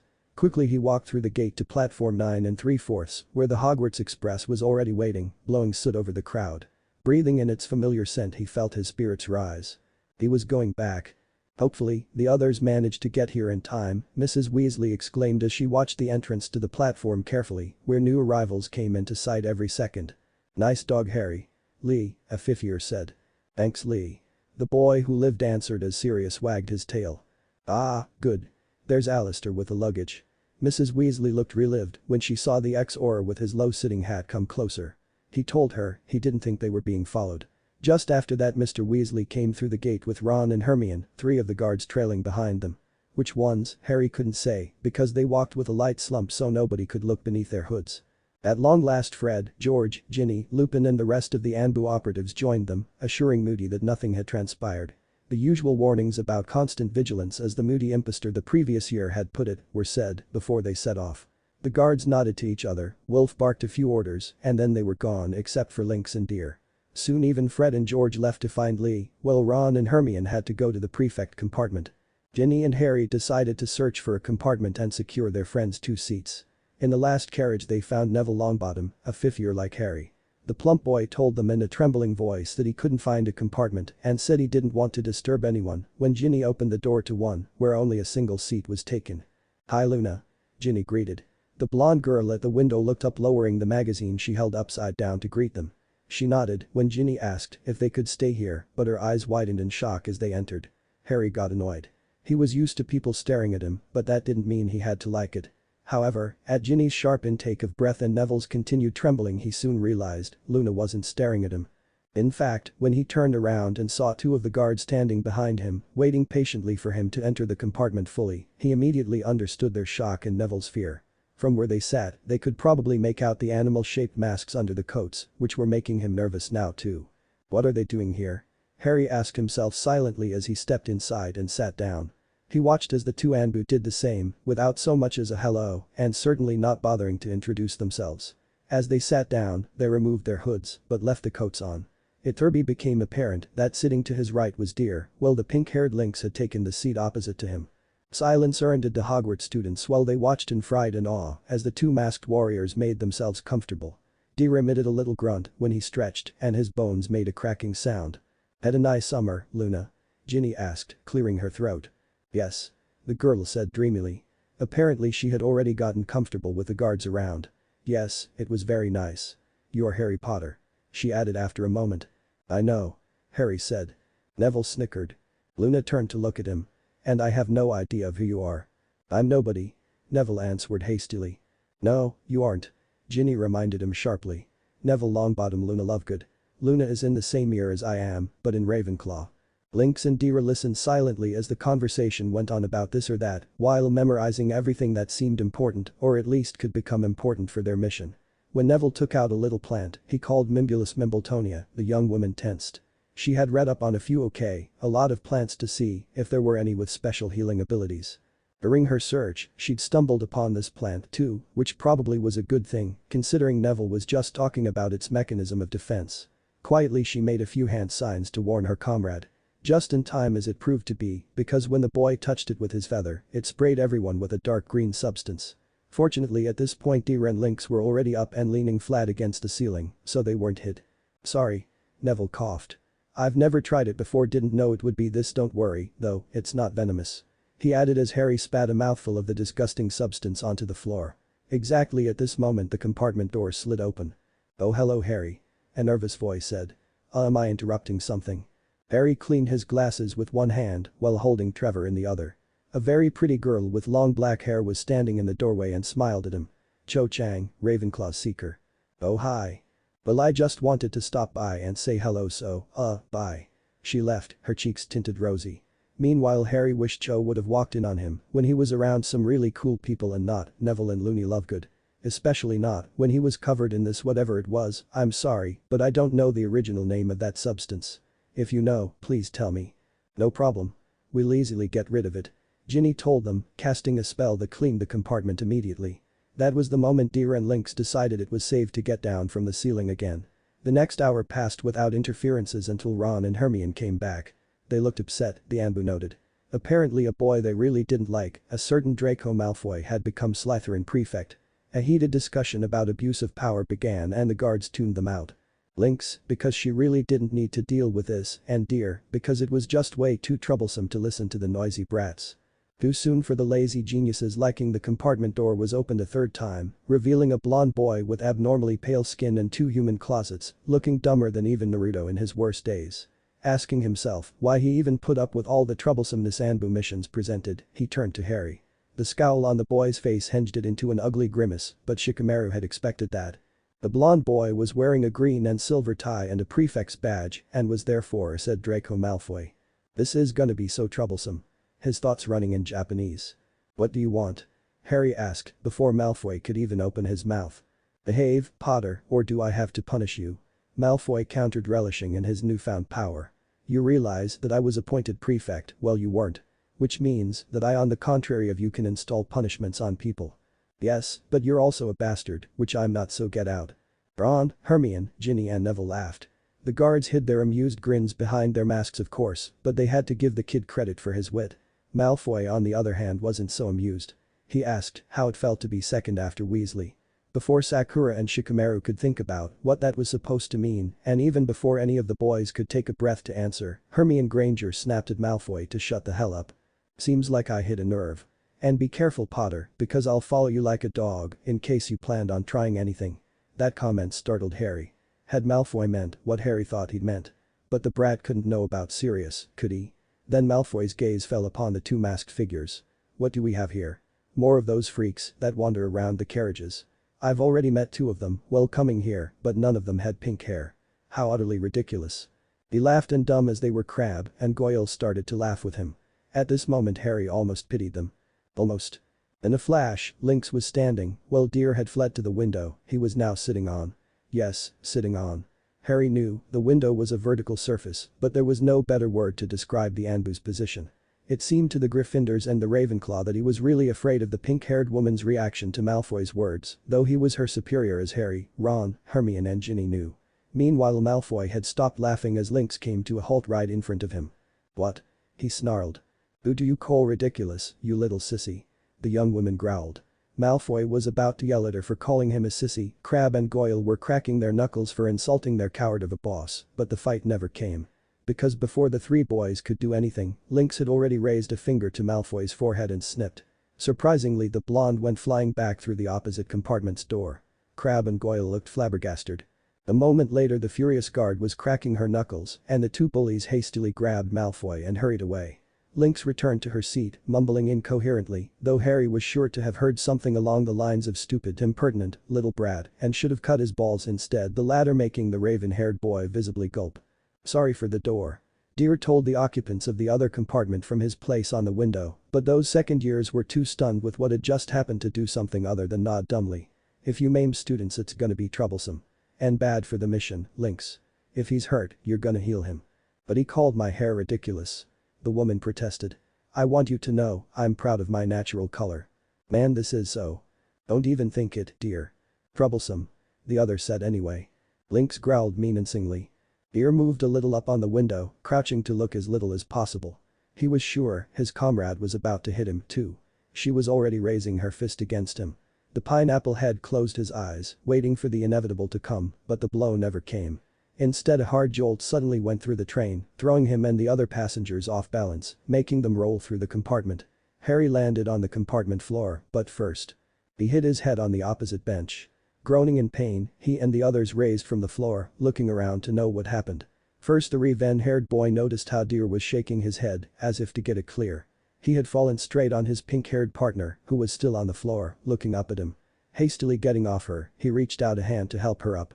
Lynx took it and was raised onto the bench she now groggily sat on. The young woman held her head, sliding 2 fingers under the mask and massaging her temples, then suddenly stopped. "Why aren't we moving?" Now that she mentioned it, everyone else realized too that the train had stopped. That had been the jolt that had thrown them all through the compartment. Hermione frowned when she noticed this. "We can't be there yet," she said with conviction. "It's at least another 2 hours until we arrive at Hogwarts." Lynx and Deer exchanged a look. Obviously something had gone wrong. "Oh my god," Hermione screeched. The others. "Ron, we're prefects, we have to help everyone. Someone could have been hurt." "Good idea. I'll go check what happened." Harry started out the door but was immediately stopped by Lynx's hand on his shoulder. "You're not going anywhere," she simply said, then nodded her head to Deer. Muttering another troublesome, the lazy guard walked out the door and down the carriages until he reached the last one before the tractor. There he met Wolf and Cat, who were trying to calm the young wizards. They all seemed ruffled a little and disoriented, but he didn't see anyone with more than a few scraps and scratches. "What's happening?" he asked without even waiting for a hello. This wasn't the moment for courtesy. "Apparently a few Morans are blocking the rails," Cat answered. "Find a few Morans, please." 5 men are standing on the rails with their wands pulled out. "They remind me a lot of members of the Ku Klux Klan, just in black." A few wizards gasped and Deer was suddenly very sure those were Muggle-borns. Fox, Raven and Eagle are already taking care of them. This won't take long. "I'll go help them." "Do as you please, but I don't think it necessary." Deer nodded, then disappeared out of a window. Eagle, Fox and Raven stared at their opponents a little baffled. They were wearing long black robes and immovable-looking leather gloves. Their faces were hid by masks, too. Only their masks looked like the face of a skeleton. Pointy hood adorned their head. If this situation wouldn't have been so serious, Niji and Sasuke were sure they would have laughed at them. Of course that didn't stop Naruto. He had been laughing for the past 2 minutes and still couldn't collect his wits because one look at these admittedly ridiculous figures sent him into another fit of laughter each and every time. At one point, Sasuke just hit him over the back of the head like Sakura would have done it if she were here. Naruto indeed stopped laughing, but only to glare at him through his mask, and Sasuke realized he just wasn't Sakura. So her tactics wouldn't work for him, unfortunately. He sighed. At least he had gotten Naruto to be serious again. Scoffing at the both of them, Niji turned his attention back to the 5 wizards in front of him. He activated his bloodline limit to take a closer look. He opted to peek through the mask and therefore used a weaker form of the Byakugan. Memorizing how they looked like, he would give Dumbledore an accurate description and thereby find out more about these Death Eaters. Besides, he could still look into the depth at another moment. Carefully weighing the Nirgi he pushed into his eyes, he saw underneath the hoods and the mask. His attention soon turned to 2 people in particular. One of them had shoulder-length silvery white hair that almost matched the pale tone of his skin. His piercing blue eyes were focused on them, his expression hard. He was probably thinking about the best way to attack them. The other one was a woman and she wasn't any less bizarre. She was pale like a core and her dark hair with streaks of a crazy lilac color flowed wildly around her, some strands even showing, though she was wearing a hood. Her clear eyes screamed insanity and more than anything else bloodthirst. They had to finish this fast. Without further ado, he motioned for Raven and Fox to attack. Not 10 seconds later a multitude of little fireballs was sent flying over to the black-clad wizards, who let out panicked screams and jumped out of the way. One of them was hit by Raven's Hasenka no Jutsu anyways and soon became a human torch. A second Death Eater tried to still the fire with a spray of water flowing out of his wand but was consequently hit and knocked out by one of Fox's shadow clones. "That's what you get for not paying attention, believe it," the clone yelled triumphantly, only to be hit by a green light and dissolve into a cloud of smoke a moment later. 2 down, 3 to go. Raven was just performing more hand seals in order to burn the rest of them when the remaining 3 wizards pointed their wands at him simultaneously and screamed Avada Kedavra. A green light shot out of their wands and flew towards the blue-haired ANBU quickly. Before it could reach him however, Eagle stepped in between, an unseen smirk on his face. Lowering his position a little, he started to rotate, gaining speed with every circle he made. Hayton. The green flashes hit his chakra block and burst into 1,000 sparks. It was like the fireworks at New Year's Eve or during the Great Spring Festival in Konoha. When everything had settled and no sparks were flying anymore, the 3 wizards were confronted with a bunch of very unhappy ANBU. Eagle had lowered into fighting stance once more. His eyes pulsing with energy, he reached out his palms and concentrated. The Death Eaters then tried to run away but found themselves unable to move. Panicked they strengthened their attempts to run, but it turned out to be futile. They weren't able to change anything but their facial expressions. "Jukin," Eagle rumbled before attacking. It all ended very quickly as neither of the wizards moved to defend themselves. One touch and they went into cardiac arrest, sinking to the ground and gasping for air. Fox and Raven were about to retrieve their wands so Eagle could take back the energy that was currently killing them so they could interrogate them when they all just disappeared with a light plop. Raising an eyebrow, they looked around. Even their knocked out comrade and the corpse of the fifth Death Eater had disappeared. Irritated, they kept standing there, looking around for another minute until they heard an all too familiar muttering. The three guards turned around to see their pineapple-headed companion leaning against the tractor of the train, just pulling his shadow back to himself from where it had stopped the Death Eater's movements. They nodded their thanks to him and returned inside. While the Hogwarts Express traveled the last part of its journey to the Wizarding School, Eagle gave Wolf and Cat his report while Fox and Raven accompanied Deer back to his compartment. They stayed a moment to greet Harry. Naruto did anyways, Sasuke just Ned, then moved on, making their rounds up and down the carriages to assure that everything was fine and the rest of the journey would be uneventful. When Harry noticed that the horseless carriages weren't horseless anymore, he was baffled. Well, sure, they were horseless, but there were definitely animals pulling them. Animals with a slight similarity to horses. Black horses. Black horses without any flesh, only the skeleton. Covered in black leather. And with wings.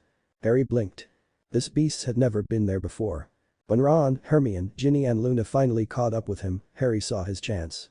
"What do you think are those creatures?" he asked Ron casually. "What creatures?" This horse, the boy started off, but was interrupted by Luna giving back Ron's tiny owl, telling him it would be cute. Yeah, he's okay, well, let's get on the carriage." Ron replied, taken aback. "What did you want to say, Harry?" "I asked you what those horse beings are." "What horse beings?" "Those that pull the carriage." "What are you talking about?" "There is nothing to pull the carriage. It pulls itself like every year. Are you okay, Harry?" Yeah, I'm fine. Just the stress, I guess. Let's just get on." "It's okay," Luna said as she came up behind him. "I can see them too, since I first came here. You're just as sane as I am." Somehow that didn't calm him. Without another word, she got into the carriage. Leisurely walking by, the two guards followed her. Link squeezed his shoulder lightly before whispering in his ear. "Don't worry. We can see them too."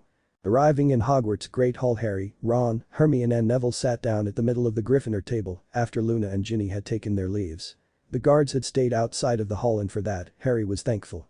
When he sat down beside Parvati Patil and Lavender Brown and the two of them greeted him way too friendly and cheerfully for their normal selves, Harry was sure they had just been talking about him.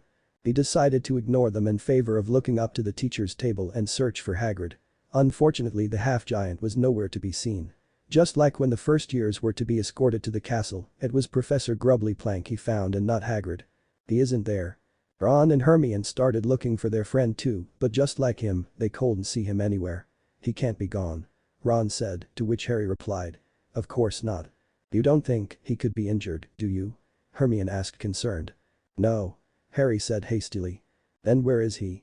A pause ensued before Harry silently whispered that maybe Hagrid wasn't back from outer business yet. Ron, grateful for an explanation, even if not completely convinced, readily agreed, but Hermione bit her lower lip and searched the teacher's table again, as if she would find her answer there. "Who's that?" she asked and pointed to the middle of the table. Harry followed her gaze, first seeing Dumbledore in his dark purple cape with silver stars on it. The headmaster had his head inclined to his neighbor, who whispered into his ear. That she looked like an old hag was the first thought running through Harry's mind. Grey locks, adorned with a horrible pink bow, but completely fitting with the pink cardigan she wore under her cape. As she turned her head slightly to take a sip from her cup, he recognized the toad face immediately. "That's Umbridge." "Who?" Hermione inquired. "She was at my hearing. She works for Fudge." "Nice cardigan," Ron said, sarcasm dripping from his voice. "If she works for Fudge, what the hell is she doing here?" the bushy-haired girl wanted to know. "Don't know," Harry said, but Hermione was already looking back up at the teacher's table, mumbling something. Only moments later Professor McGonagall brought a seat for the first years to sit on when they were being sorted. In the other hand, she held the sorting hat and the list with the names of the new students. Putting the sorting hat down onto the chair, it waited patiently until all the first years were in the room. Half an hour earlier. After they left the carriage, the ANBU operatives were silently waved over by a stern-looking woman, her hair tied into a knot, her lips pressed into a thin line. She gave them a once-over as they were standing in front of her for her to scrutinize. The shinobi raised an eyebrow under their masks, but didn't say anything. They hadn't expected to be welcomed by everyone, and this woman surely knew who they were and what they were capable of, not to mention how few in numbers their inhibitions were. "I'm Professor McGonagall, Deputy Headmistress of Hogwarts. Please follow me," the woman finally said. "Where are you leading us?" Dira asked. She turned around to look at them again and saw that they were feeling uncomfortable. No wonder with surroundings they didn't know and people so utterly different from their own kind. Their bodies were tense, ready to bolt at any given moment. Their right hands all rested beside their leg holster, obviously to be able to draw their weapons faster if anything should happen. Professor McGonagall sighed. "I'm taking you to the room where you'll stay during your stay. Dumbledore will introduce you after the feast tonight, so I suggest you eat the food in your quarters as soon as we get there. A house elf will inform you when to make your appearance in the Great Hall. Your duty will begin after the students are dismissed. We expect you to walk the students back to their dormitories. Spells that secures them from intruders will open up at your command. You'll only need one word, a password. Say it out loud and the magical doors will open. After that happens, the password is permanent. Remember that you need 4 though, for each house a different one, and don't go disclosing other houses' passwords to the students. And of course, you'll need a password for your own dormitory." Wolf grunted as they followed Professor McGonagall up another staircase and down another hall. Dear sighed at troublesome again and this time, everyone agreed. They came to a halt in front of a big tapestry. It was in a map of the 5 countries. The shinobi immediately decided to accidentally burn it before they went home. They couldn't leave this here for everyone to see. "This hallway is forbidden for the students to enter, so you'll have your peace. Please, make yourself comfortable." With that, she disappeared. They were in an oval room decorated in all shades of lavender. The shinobi settled in, leaving their packs on their respective beds. This time everyone had their own and a whole room to boot. With attached bathroom, even. Returning to the common room, they sat down to talk about this new information and the rules they wanted to set up. It was soon agreed on Yondaime as password for their chambers. Now all they needed were 4 more nouns for the 4 Hogwarts houses. Gryffindor, Ravenclaw, Hufflepuff and Slytherin. How about the Japanese equivalent of their virtues? Sakura suggested. No, too obvious. All they'd have to do would be to go into the library and translate them. Sasuke waved his hand dismissively. "Then what do you think about ramen, miso soup, tempura and sushi?" Our favorite blonde idiot cheered. Everyone's seat dropped. "No." They all chorused shouted at him. "Troublesome. It should be 4 words that are not or hardly related to one another. Like Biju and Sakura." "We're not using my name," said pink-haired woman interrupted. "Just saying." Shikamaru shrugged. "That isn't a bad idea, though." Sayori agreed thoughtfully. "But I don't think we should take Biju even into consideration. If someone looked that up, but the idea is exactly how we're gonna do it. So, what word comes to your mind when you try not to think at all?" "Hikari," Sakura shouted. "Raymond." Naruto grinned. "Ryo." Sasuke deadpanned. "Icha icha." Kakashi all but grunted, though in a loving manner. "Ame." "Mendix." "Kokoro." She stated. "Mendix, Icha icha and Raymond just don't count." Sayori sighed annoyed. Naruto pouted. Shikamaru just shrugged. Kakashi patted his beloved book comfortingly. So, we have Hikari, Ame and Kokoro and Ryo. Maybe we can find something a little longer that Ryo. Like. Ame isn't exactly long either. Sasuke cut in. "Fine, then Ryo it is." The brown-haired woman grumbled. "Excuse me, sirs and misses." A squeaky voice said. They all looked down on a small ugly creature with enormous ears and eyes. Apparently that was a house elf. The time has come. During the ANBU's conversation in the Great Hall. The Sorting Hat opened its mouth and sang. "In times of old when I was new and Hogwarts barely started, founders of our noble school thought never to be parted, united by a common goal. They had the self-same yearning to make the world's best magic school and pass along their learning together. We will build and teach the 4 good friends decided, and never did they dream that they might someday be divided. For were there such friends anywhere as Slytherin and Gryffindor, unless it was the second pair of Hufflepuff and Ravenclaw. So, how could it have gone so wrong? How could such friendships fail? Why, I was there, and so can tell whole sad sorry tale," said Slytherin. "We'll teach just those whose ancestry is purest," said Ravenclaw. "We'll teach those whose intelligence is surest," said Gryffindor. "We'll teach all those with brave deeds to their names," said Hufflepuff. "I'll teach the lot and treat them just the same." These differences caused little strife when first they came to light. For each of the 4 founders had a house in which they might take only those they wanted. So for instance, Slytherin took only pure blood wizards of great cunning, just like him. And only those of sharpest mind were taught by Ravenclaw, while the bravest and the boldest went to daring Gryffindor. Good Hufflepuff, she took the rest and taught them all. She knew thus the houses and their founders retained friendships firm and true. So Hogwarts worked in harmony for several happy years, but the discord crept among us, feeding on our faults and fears. The houses that, like pillars for had once held up our school now turned upon each other and divided, sought to rule. And for a while, it seemed the school must meet an early end what with dueling, and with fighting and the clash of friend on friend, and at last, there came a morning when old Slytherin departed, and, though the fighting then died, out left us quite downhearted. And never since the founders four were whittled down to three have the houses been united, and they once were meant to be. And now the sorting hat is here, and you all know the score. I sort you into house because that is what I'm for, but this year I'll go further. Listen closely to my song though, condemned I am to split you still, I worry that it's wrong. Though I must fulfill my duty and must quarter every year, still I wonder whether sorting may not bring the end I fear. Know the perils, read the signs, the warning history shows, for our Hogwarts is in danger from external deadly foes, and we must unite inside her or we'll crumble from within. I have told you, I have warned you, let the sorting now begin. The hat fell silent, students clapped for his performance, but for the first time there was mumbling and whispering in between. However, the sorting didn't leave them with any time to ponder about that, though Nick did inform them that the hat felt it to be his duty to warn Hogwarts whenever it sees the need to. Afterwards there was dinner, of course, and by now Harry began to wonder where the guards had disappeared to, but soon indulged in his hunger instead. At the end, Dumbledore finally stood to give one of his annual speeches.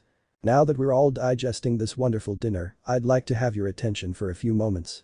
First of all, first years should be aware that the forest is forbidden to everyone, and some of our older students should know that by now. Harry, Ron and Hermione exchanged forced smiles, and during this year, the right hallway on the 4th floor is out of limits for every student, too.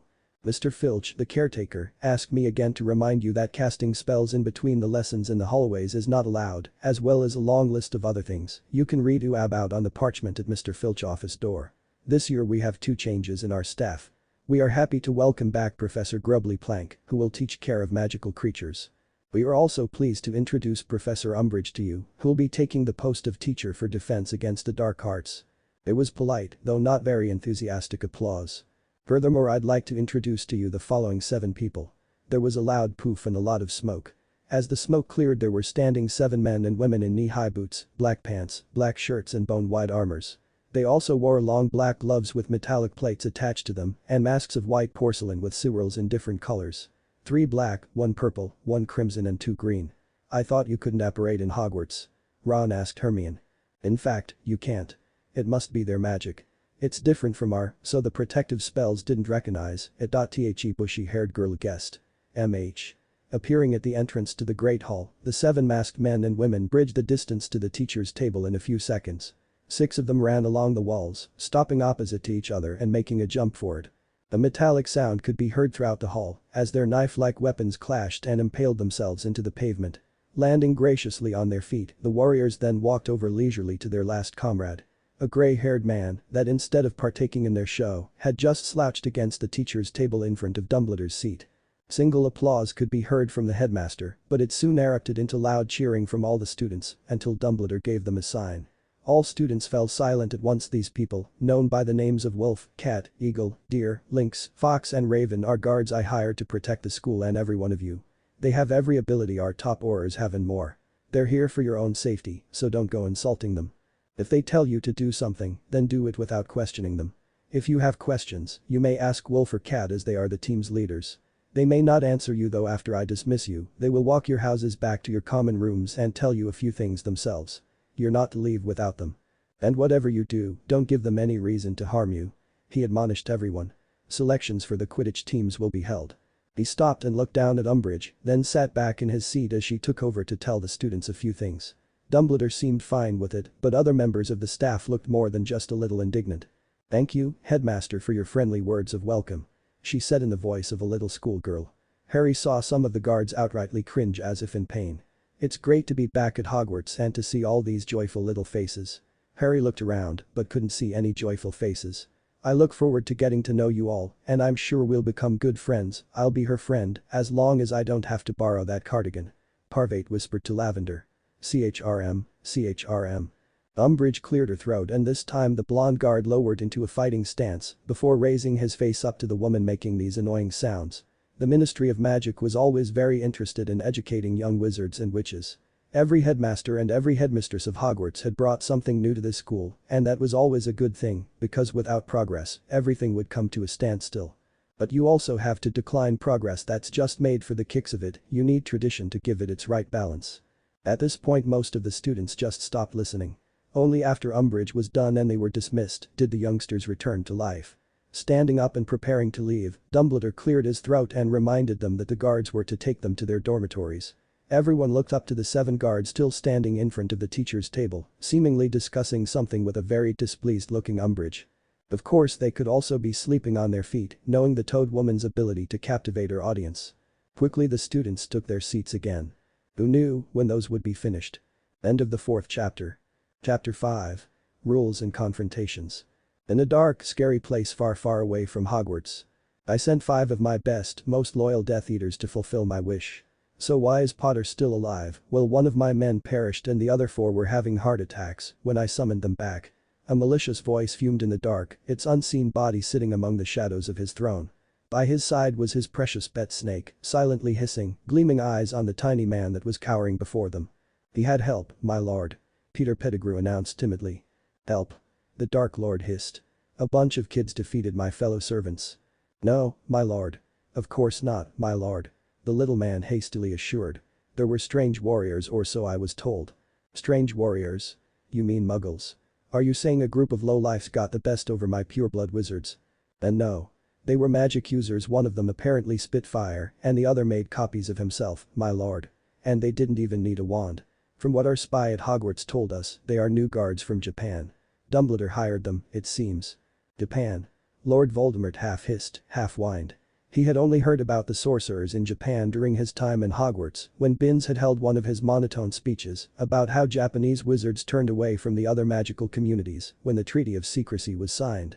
From what he could remember, Japanese wizards and muggles lived peacefully alongside each other, the wizards using their powers to magically protect the muggles from harm. There were 3 types of magic users in Japan. The first to mention were the clergy, the monks, priests and Miko, their powers coming from their belief. Then there were the masters of yin and yang, with their strong spiritual powers. They controlled the 2 elements of Taoism, a religion about yin and yang. The most powerful of them were said to be able to change reality itself. And then there were the third ones. The shinobi. The most secretive out of all of them. The Dark Lord had heard only rumors about them. They appeared to be a community of warriors that combined magical and muggle martial arts with absolutely no inhibitions to use them. They were mercenaries, and the only thing that they had in common with the other 2 forms of sorcerers in their country was that they didn't need a wand to perform their magic. From what he was told, these were the people that Dumbledore hired. But this game can be played by 2 foolish old men. The Dark Lord laughed silently. The guards had been silently conversing throughout the whole little speech of the Toad Woman, deciding what they would say to the students once they've reached the common rooms. They had quickly come to a basic understanding. Detailed things could be discussed when they came up. They had been almost done with their little brainstorming when the girly-voiced woman had stepped in front of them, demanding they speak a language everyone could understand and sweetly asking for a word with one of them. For some unknown reason, the woman, looking like a giant toad, or maybe it was really just a toad with some strange mankind complex, had stopped them from doing their duty and started to talk to them. Was she crazy? Didn't she think it had been more than enough that they had to listen to her little speech before? Multitasking, you know, apparently not. Taking Dumbledore's words into consideration, she'd obviously decided to approach him, Wolf, the team captain, and now he was stuck with her. Her too soft, too girly voice rang in his ears like the screaming of a banshee. A quick look around confirmed his suspicion that his comrades were all a good distance away from the little woman and trying to tune her out. Unfortunately, he wouldn't have that luck because someone had to listen just in case it could be somehow important in the future of the mission. Holding a reluctant sigh, he turned his attention back to Professor Umbridge. Do you understand me, dear? She was asking at the moment due to his lack of response. Or do you need a translation spell? Now she was even giving him primitive hand signs to show her intent if he didn't understand her words. Will finally sighed, and she seemed to take that as her cue. Lifting her wand and pointing it at his mask, she was about to say something when his hand grasped hers. No need for that. I understand you perfectly well. Wilf replied casually. This wasn't the answer she'd hoped to get, he concluded as she lowered her wand again, her face betraying her anger mixed with disappointment.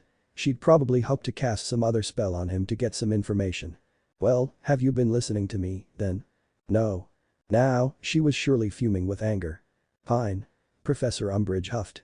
I asked you who you were and why you are here, mister. I'm Wilf, this is my team. I believe we were introduced by the headmaster already, and we're here to protect the school. The silver-haired ANBU answered with slight irritation. He didn't like people asking questions. Yes. The woman huffed again. But who are you? What kind of people are you and where do you come from? Do you think we would be wearing masks if we wanted everybody to know just who we are, lady? That was the blonde one. Fox. He came over with a few steps before he spoke up again. That would be a little idiotic, nah? As for the rest. It's none of your concern. Lynx added quietly. She was annoyed, everyone in the team could tell. She didn't like that woman actually, it was safe to say, she hated her. Even though they just met, she had the sinking feeling that this woman would mean nothing but trouble. She had, on the contrary of Fox and the others maybe except for Deer, listened to her lullaby of a speech and what she had heard didn't sit well with her. It didn't sit well with her at all. Do you know who you're talking to? The woman gave an indignant scoff. No. Everyone said. I am the first, Umbridge began but was interrupted by Lynx, who was getting all the more grouchy with every minute passing. And we do not care either, so shut up and let us do our job. How dare you? The pink punk, as Fox had quietly put it, EARLIER, he almost got himself killed when Lynx thought he was talking about her when he had first laid eyes on the offending witch, roared. How dare I what? Lynx hissed venomously. You can't talk to me like that. I just did. I'm the first again, she was interrupted. Didn't you listen to her, you troublesome woman? Deer asked, seething with annoyance. We don't care who you are or what power you hold. We're just here to do what we were hired for, and being friendly and demure is not part of the bargain. So stop being so troublesome and just let us be. Professor Umbridge stared dumbfounded. How dare they speak to her like this? Who did these people think they were? She was the right hand of the secretary and they were just guards. Some strange people from an obviously primitive culture, maybe even half-bloods that were here only at Dumbledore's grace. She was a teacher in this school, not to mention an important politician. They were far out of her league. And seemingly they took her shocked silence as an agreement because the ANBU operatives had already turned their back on her and were discussing which one of them would accompany which table. When she was about to open her mouth and tell them that this conversation wasn't over yet, the brown-haired female barked an order and all attention turned to her. Deer, Lynx, Fox and Raven, you'll guide the houses back to their dormitories. Deer will decide who is to go with what table and who leaves first as he outranks all three of you others. Eagle, Wolf and I will go scout the castle and surroundings. We'll report back to you later on. We haven't decided who's gonna take night watch yet, either. She told them. And with a puff of smoke, the three vanished. The other 4 team members turned around to the gaping crowd. Apparently, they had never seen someone teleport. Or maybe it was the gear. Deer cleared his throat and the Hogwarts students couldn't help but notice that it didn't sound so much like a strained rasp when he did it. Could I please get you attention for a moment? Please, be quieter, it will be all the more troublesome. And I'm sure you all just want to hit the pillow and get a good night's rest. He waited until everyone was quiet before he continued.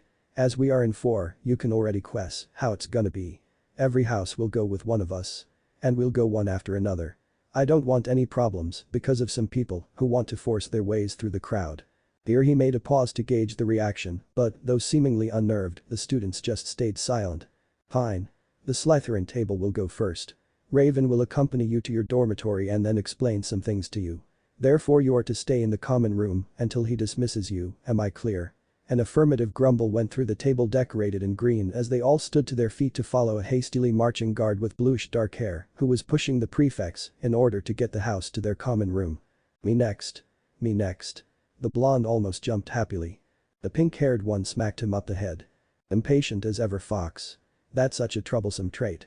I wanted to go next, but fine. Have it your way. Take the Hufflepuff house and get moving. Deer sighed. For everyone to hear, he said. Next, the yellow house with the badger will go. Fox is gonna go with you. I'll come to you as soon as I'm finished with my house to tell you the new rules. Hey. That's my job. I'm not trusting you with something this important. You tend to mess up when you have to remember something. Deer simply stated. Now, off you go. As they waited for Hufflepuff to leave the Great Hall, the pineapple head turned to his comrade. I'll go next. It'll be troublesome enough without all the waiting.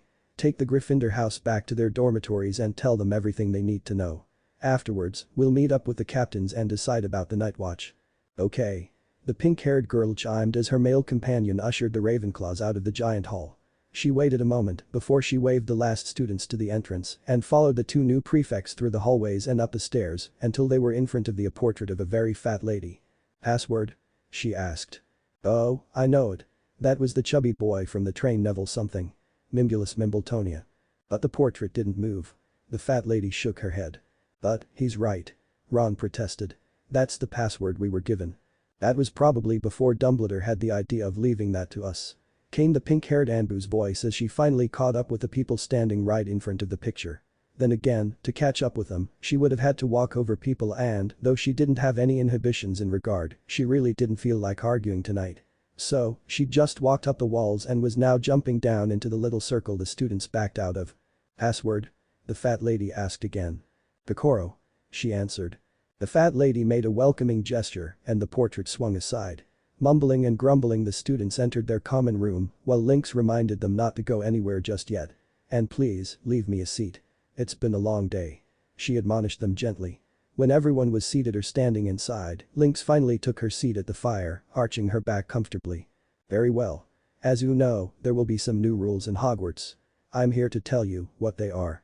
Please, don't interrupt me, and if you have questions, you may ask after I've finished. The rules will come into force immediately, and every violation that comes to our attention will be severely punished. Please understand that these new rules are not meant as a mockery, but to keep you safe." Everyone nodded. Lynx took a deep breath. Rule number 1. Every student is to be back in their dormitories by 8 o'clock. No one is to leave afterwards. If you decide to take a moonshine walk, then pray that this Mr. Filch finds you before we do. Because if we find you, and do not kid yourselves, we will, even if you hide behind an invisibility cloak. Here she inclined her head in Harry's direction. "Sensei will think up your punishment, and I'll tell you now.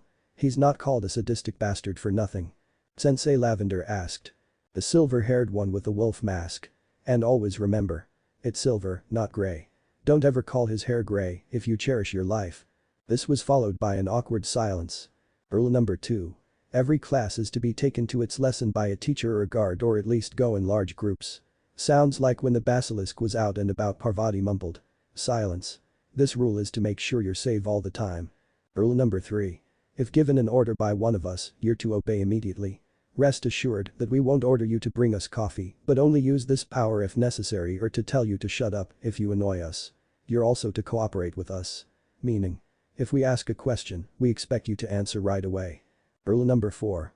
Don't try to pull pranks on us. We're here to protect you, don't take advantage of that. Besides, our people's greatest prankster is on our team, Fox. We've grown up with his stupid tricks and know them all. We'll sniff your prank a mile away. This rule is especially for you too, she said, indicating the Weasley twins. And when you start to think about a prank, always remember what I told you about Wolf being a sadistic bastard. I'm very sure his parents were married when he was born. A calm voice stated.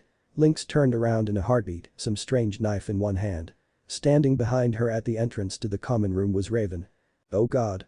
Raven," she barked. "How many times have I told you not to sneak up on me like that?" Raven shrugged. "You're ANBU. You should notice." "GRR." the pink-haired Kanoichi growled. Raven thought it wise to placate her and quickly. "Look, I was finished with the brats and came to pick you up. What's taking you so long, anyway?" he wanted to know. "What's taking me? How could you be ready so fast?" she countered, then she realized. "Oh, of course. You just bluntly told them in a barking manner without explaining anything or saying a word more than needed." "Obviously." "Yeah. Obviously. Anyway, I was almost done. So, where was I?" "At saying what a sadistic bastard your sensei is," Fred and George reminded her. "Oh, yeah. Always remember that before you do anything that could piss him off. Now, let's get on with it," she grumbled. The other team members that hadn't been stuck with walking up and down the train or watching a teenager had read up on Hogwarts traditions and decided to scratch one in particular, at least until they found a better solution. They had briefed their comrades with hand signs while McGonagall sensei had led them to their dormitories. Rule number 5. Well, it's not actually a rule, but more of a notification. All Hogsmeade weekends are cancelled. This was received with indignant groaning and even a few shouts. Silence. Silence. Everyone turned quiet. "You didn't let me finish. All Hogsmeade weekends are cancelled for the time being. We will discuss every appointment for these weekends with your teachers. If, and only if, we can guarantee your safety, you'll be allowed to go. But even then, 3 till 5th years only in groups of at least 5 people. 6th to 7th years in groups of at least 3. The exception of this rule is obviously if you can get one of us or one of your teachers to accompany you. All clear?" The students glared at her. "Good. That should be it for now." She turned to her comrade and linked her arm with his, imagining the frown hidden beneath his mask. "Let's go, Ravencun." Unbeknownst to her, her male companion wasn't at all irritated by their physical contact, just surprised. Actually, he felt oddly at peace with their closeness. Without so much as sparing the children another glance, the two guards left at a fast pace, hoping luck would be with them tonight so they wouldn't have to take the night watch. Niji normally found it amusing to watch how newly found couples or love interests acted around each other, especially when they thought no one was looking or when they were trying to hide it. All those long side glances and lingering touches they would bestow upon each other when they felt safe to do so proved to be highly entertaining to him. While his friends noticed nothing out of the normal, his all-seeing eyes caught every betraying little motion, every suspicious gaze no matter how short. It always served to humor him. And he had won quite a lot of bets this way. But right now, Niji was anything but amused. They were standing too close, way too close for comfort. They always did that. Standing so close to each other without touching, yet certainly able to feel each other's warmth. And he didn't like it. No, he despised it. How could he not when he could feel the rush of protectiveness in his heart? His aunt was a very capable woman, he had told himself that over and over again. Not to mention an adult. She could hook up with whomever she wanted. But that it had to be him of all people. Why? Why the antisocial hermit, as Sasuke had put it, that was Hada Kakashi. Of course, they would deny every connection between them, aside from their friendship. Whenever asked, they would say they were just friends, but really. Nobody believed a word of it. Just friends wouldn't visit one another after every mission the moment they got back and with no consideration of the time. But, be it day or night, for the last year after Sayori's return Haddock had come visit her whenever he got back. Once even breaking into her bedchamber at the Hyuga compound when the family had still taken care of her. Just friends wouldn't spend every minute of their free time either sparring or going to eat ice cream or lunch or dinner or tea. Hell, sometimes they even made up meals just to hang around.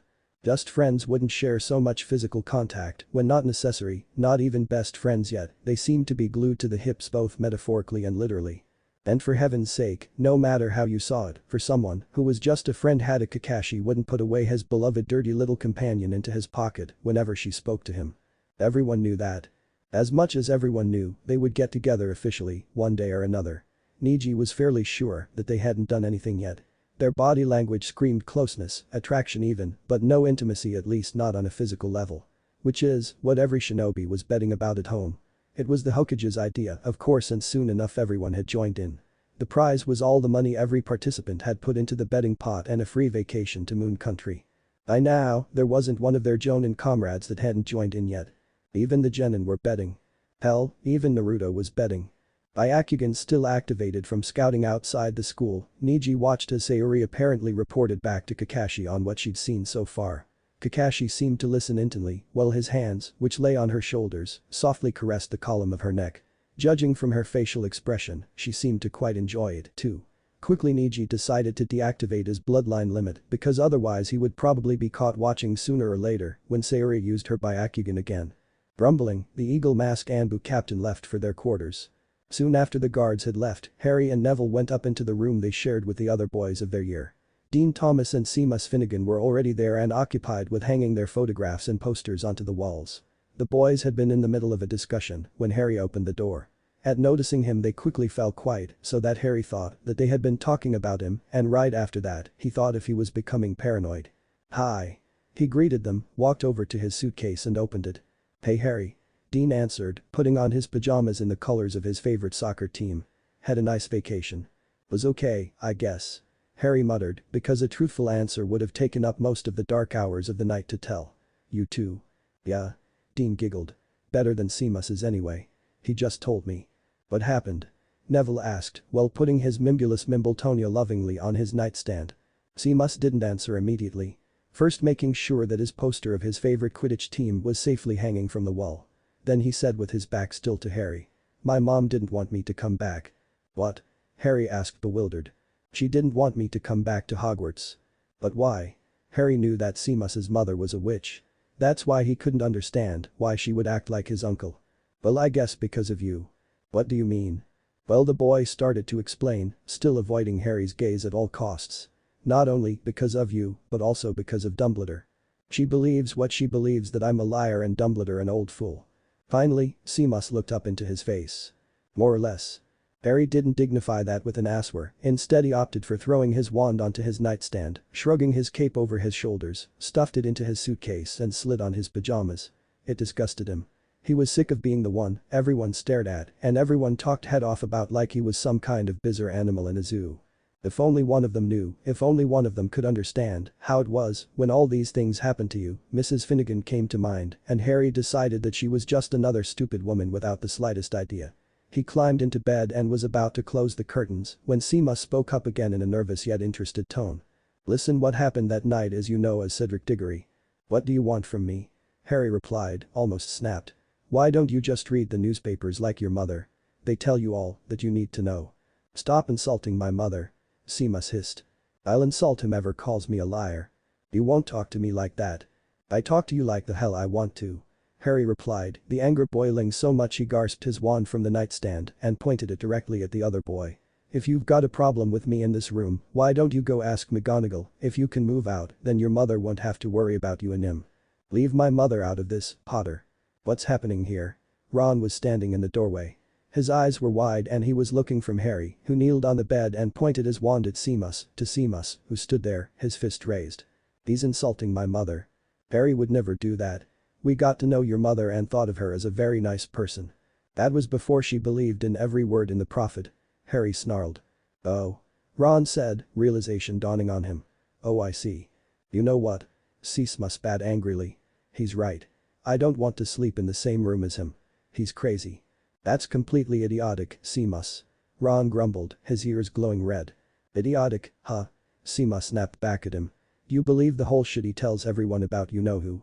You think he's telling the truth?" "Yes, indeed." "Then you're nuts too." "Oh yeah? Tough look, because I'm a prefect now," Ron warned him. "So keep your tongue in check." For a moment Seamus looked as if he thought extra work would be an acceptable price for saying what he thought about anything, but then he turned on his heels and made a jump for his bed, closing the curtains with such force that they tore and fell to the floor. Ron looked at the other boy angrily, then he turned to Dean and Neville. "Someone else's parents got issues with Harry?" he asked aggressively. "My parents are muggles, buddy," Dean answered, shrugging his shoulders. "They don't know anything about casualties in Hogwarts because I'm not stupid enough to tell them." "You don't know my mother, she presses everything out of you," Seamus yelled at him. "Besides, your parents don't read the prophet. They have no idea of what's been going on in Hogwarts and to Dumbledore because he's gone insane." "My grandma says that nonsense," Neville interjected. "She says it's the Daily Prophet that's going down, not Dumbledore. We believe Harry," he stated simply, climbing onto his bed, covering himself with a blanket and looking over to Seamus. "My grandma always said you know who would come back one day. She thinks if Dumbledore says he's back, then he is back." Harry felt incredibly grateful towards Neville. Nobody said anything after that. Seamus repaired the curtains of his bed with a flick of his wand and disappeared behind them. Dean lay down in his bed, turned his back to them and fell silent. Neville, who didn't seem to have anything else to say, was watching his little plant affectionately. Harry leaned back into his pillows while Ron busied himself with unpacking. The argument with Seamus had brought up a question within Harry's mind. How many other people would accuse him of telling lies or to be mad? 3. With loud flattering noises the owls flew by to take letters and packages to their respective owners and spread a light drizzle over the tables and students apparently outside it was storming. Harry's owl however was nowhere to be seen, but that didn't surprise the boy who lived. The only person sending him letters was Sirius and Harry doubted that his godfather had something new to report after only 24 hours. Hermione on the other hand had to shove her glass with orange juice out of the way to make space for one of the birds that gave her a very soaked copy of the Daily Prophet. "Why do you even still read that?" Harry asked irritated and had to think of Seamus while Hermione paid the owl. "It's good to know what the enemy thinks," she answered as she looked over the newspaper. "Nothing. Nothing about you or Dumbledore." Professor McGonagall walked alongside the Gryffindor table and gave them their schedules. "Look at what we have today." Ron groaned. History of magic, a double-hour potions, divination and a double-hour defense against the dark arts bins, Snape, Trelawney and this Umbridge woman, all in one day. Hopefully Fred and George finish up with those special sweets of theirs. Does someone know how they are called in English? I couldn't find the name anywhere. Oh, yes, the twins were making very special sweets that were supposed to make you ill after eating one half in order to leave the class and get you better again when you ate the other. Hermione was furious. Do I hear correctly? Fred chimed, who just appeared beside them with his brother George. A prefect that wants to skip school. Look what we have today. Ron muttered darkly, showing him his schedule. That's the worst Monday I've ever seen. How very true, brother dear. Fred said as he took notice of their lessons. If you want, you can get nosebleed nougat, SP. It's a special offer. Why? Because you bleed and bleed until you die. We haven't found an antidote yet, George answered. Well, thank you so much. Ron said sarcastically. I think I'll rather go to the lessons then. And since we're already talking about those sweets, the bushy-haired girl spoke up. You can't recruit students to test them for you on the common room blackboard. Says who? Says me. She answered. And Ron. Leave me out of this. Said Mayet hastily reminded her. Hermione glared at him while Fred and George giggled. You'll think differently soon, Hermione. You're 5th years now, which means this is your OWL year. You'll be begging for our sweets. And why would I? Just because it's OWL year. She snorted as if to say she highly doubted it. That George answered. And the fact that you have a new class, that will be everything but pleasant. We have it too. On Friday. If I read your schedule correctly, you'll have it on Thursday. Fred continued for his brother. Take a look. Blimey, mine. Ron exclaimed after taking another glance. He's right. Thursday afternoon after every other lesson we have another class. Tai taste. The jutsu, Ron. A familiar soft voice said. Hand-to-hand combat and possibly some weaponry later on. When they turned around they saw the brown-haired woman with the cat mask stand behind them. And your twins are right, it won't be pleasant. Wolf is teaching it. Don't worry, though. He's hard, but he's the best. Great. They all chorused unenthusiastically. Pat chuckled. Now or you will be late for class. 3. As expected the day passed by slowly. Binns was still as much of a sleeping pill as he had been last year, and Snape still hated Harry just as much as ever and was unfair in his regards. The only interesting thing so far had been the changing of guards, occurring before divination. Though Cat had told them to hurry up, it had been Wolf who had been following Harry's class around all day. So he did when the students marched up to the tower for another craziness-filled lesson with Trelawney, too. Just as Harry and Ron joined the line of people waiting in front of the door to the eccentric teacher's study, the silver-haired man began to cough harshly. What's happening? Lavender asked. Is he ill? Yeah, are you alright, mate? Ron added as the guard put a gloved hand on the wall to help support himself while giving another series of loud coughs. I cough, I'm Al cough alright. Cough. He managed to say before he turned away from them and pushed a little button on some sort of collar. When he began to speak in hushed tones with a lot of coughing in between, Harry realized the guard was wearing a headset. Then he shook his head. That wasn't possible. Electronic devices didn't work in Hogwarts. Hermione had told them once. But then again, these same guards had also apparated into the Great Hall, which was supposed to be impossible too. The next moment he could hear the cracking noise of the radio as someone obviously answered. The poof was heard and soon after Cat emerged from the smoke. Walking over to her male comrade she patted his back when he started to cough violently again and rubbed his arm lightly in comfort. Are you alright? She wanted to know. Do I cough seem alright to cough you? No. Cat stated bluntly. What is it? Go inside there and take a sniff, then you'll know. The male guard muttered darkly. Oh, it's okay. She said. I'll take over, but you owe me, Wolf. Yeah, why cough ya? With a puff of smoke, he disappeared. What just happened? Dean asked. He isn't ill, is he? No, that's not it. Cat chuckled. But my friend has very keen senses and I can smell the perfume of this woman even here. I guess, with his sensitive nose, it was all a little much for him. Poor Wolf. The class nodded dumbly. Lavender and Parvati seemed to be torn between being angry at him, they adored Professor Trelawney, and pity him. In that precise moment the door finally swung open and took the weight to decide off their shoulders as everyone walked in only to feel totally exhausted upon getting out, at least in Harry's case. Next was defense against the dark arts. Harry's favorite class. Or at least it was until now. When they entered the classroom they found Umbridge already sitting at her table, again wearing her fluffy pink cardigan and a velvety black bow on her head. Harry felt again reminded of a big fly, stupid enough to sit on a toad's head. The rest of the class entered the room silently. Professor Umbridge was unknown to them, so they decided better not to risk anything with her yet. At long last Cat came walking through the door, closing it behind her and leaning on the wall beside it. Professor Umbridge scowled. Would you please leave the classroom, dear? She said in her girliest girly voice. The guard almost visibly shivered.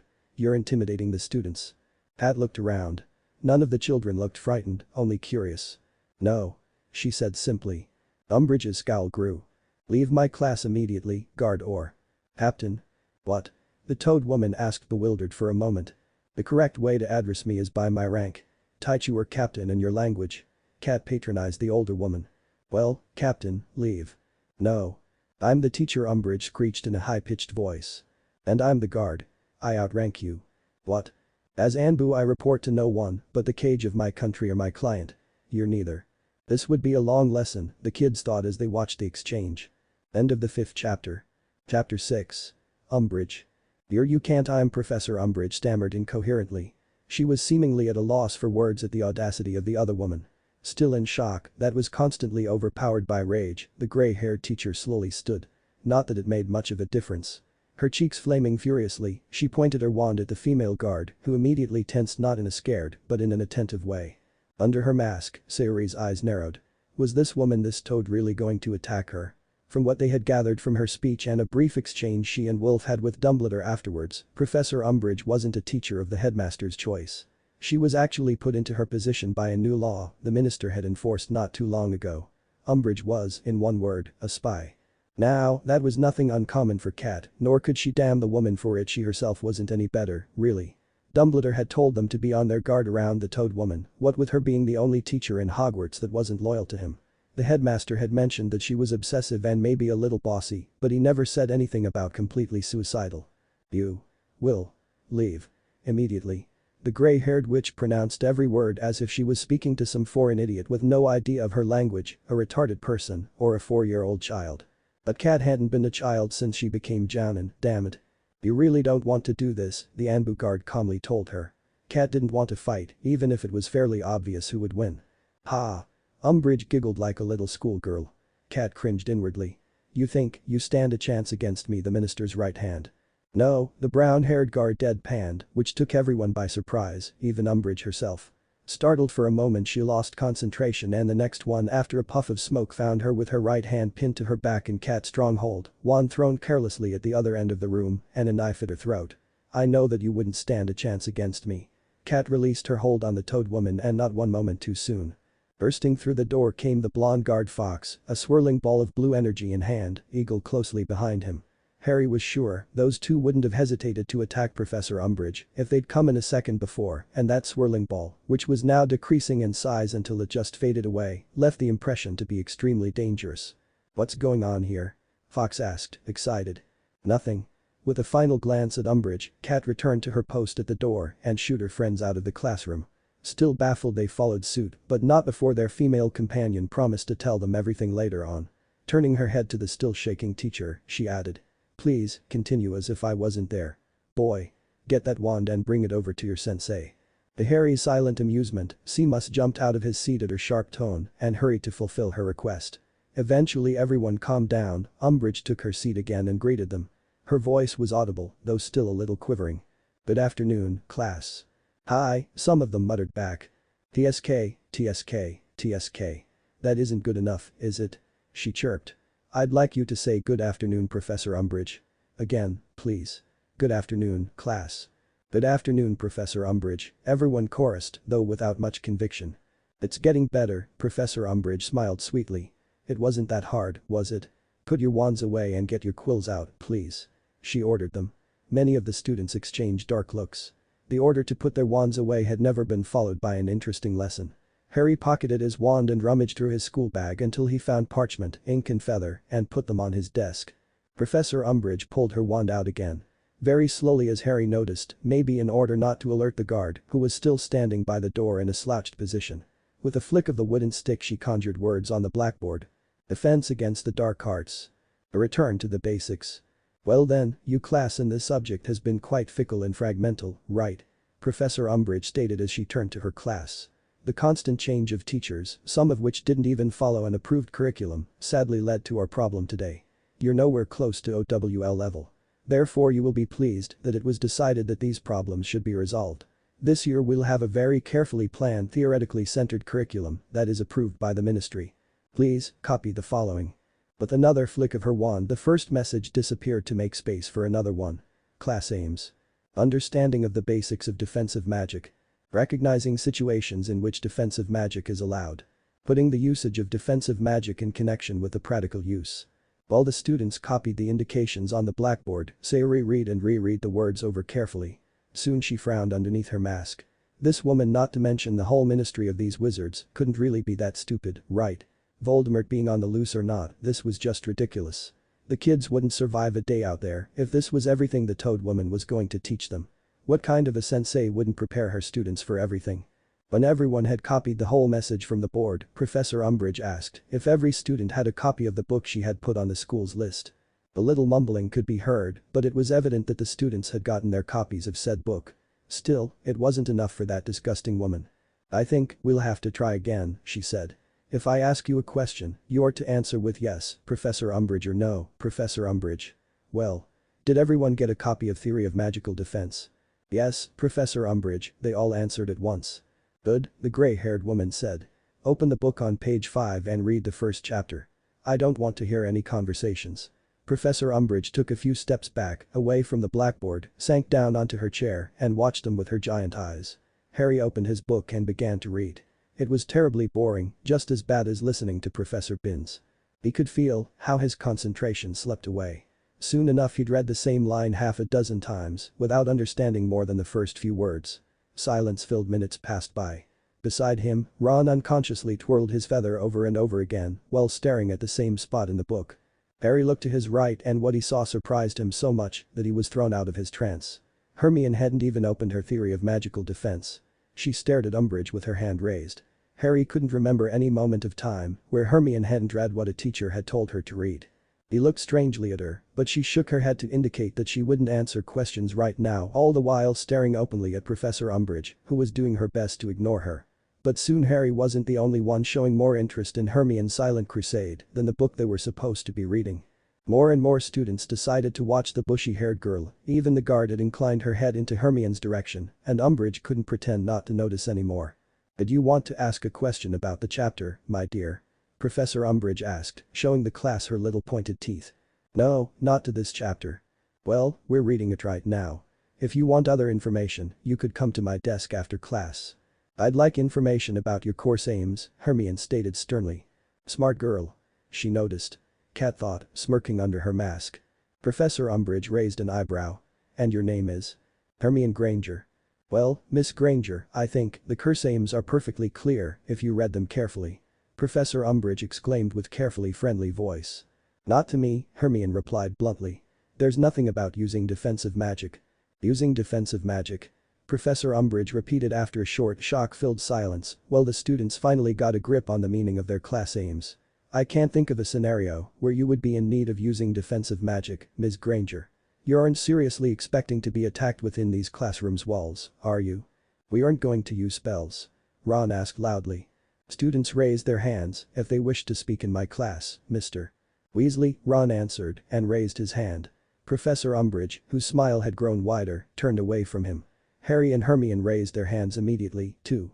Umbridge's eyes laid on Harry for a moment before she turned to Hermione again. "Yes, Ms. Granger. You wanted to ask something else?" "Yes. The whole point of defense against the dark arts is to learn how to use of defensive spells, right? Are you a ministry-acknowledged educational expert, Ms. Granger?" Professor Umbridge asked, still in that insufferable sweet tone of voice. "No, but..." "Then I don't think you are qualified to say what the whole point of a class is. Wizards, who are older and more intelligent than you, invented this program. You learn to use defensive magic in a safe, riskless..."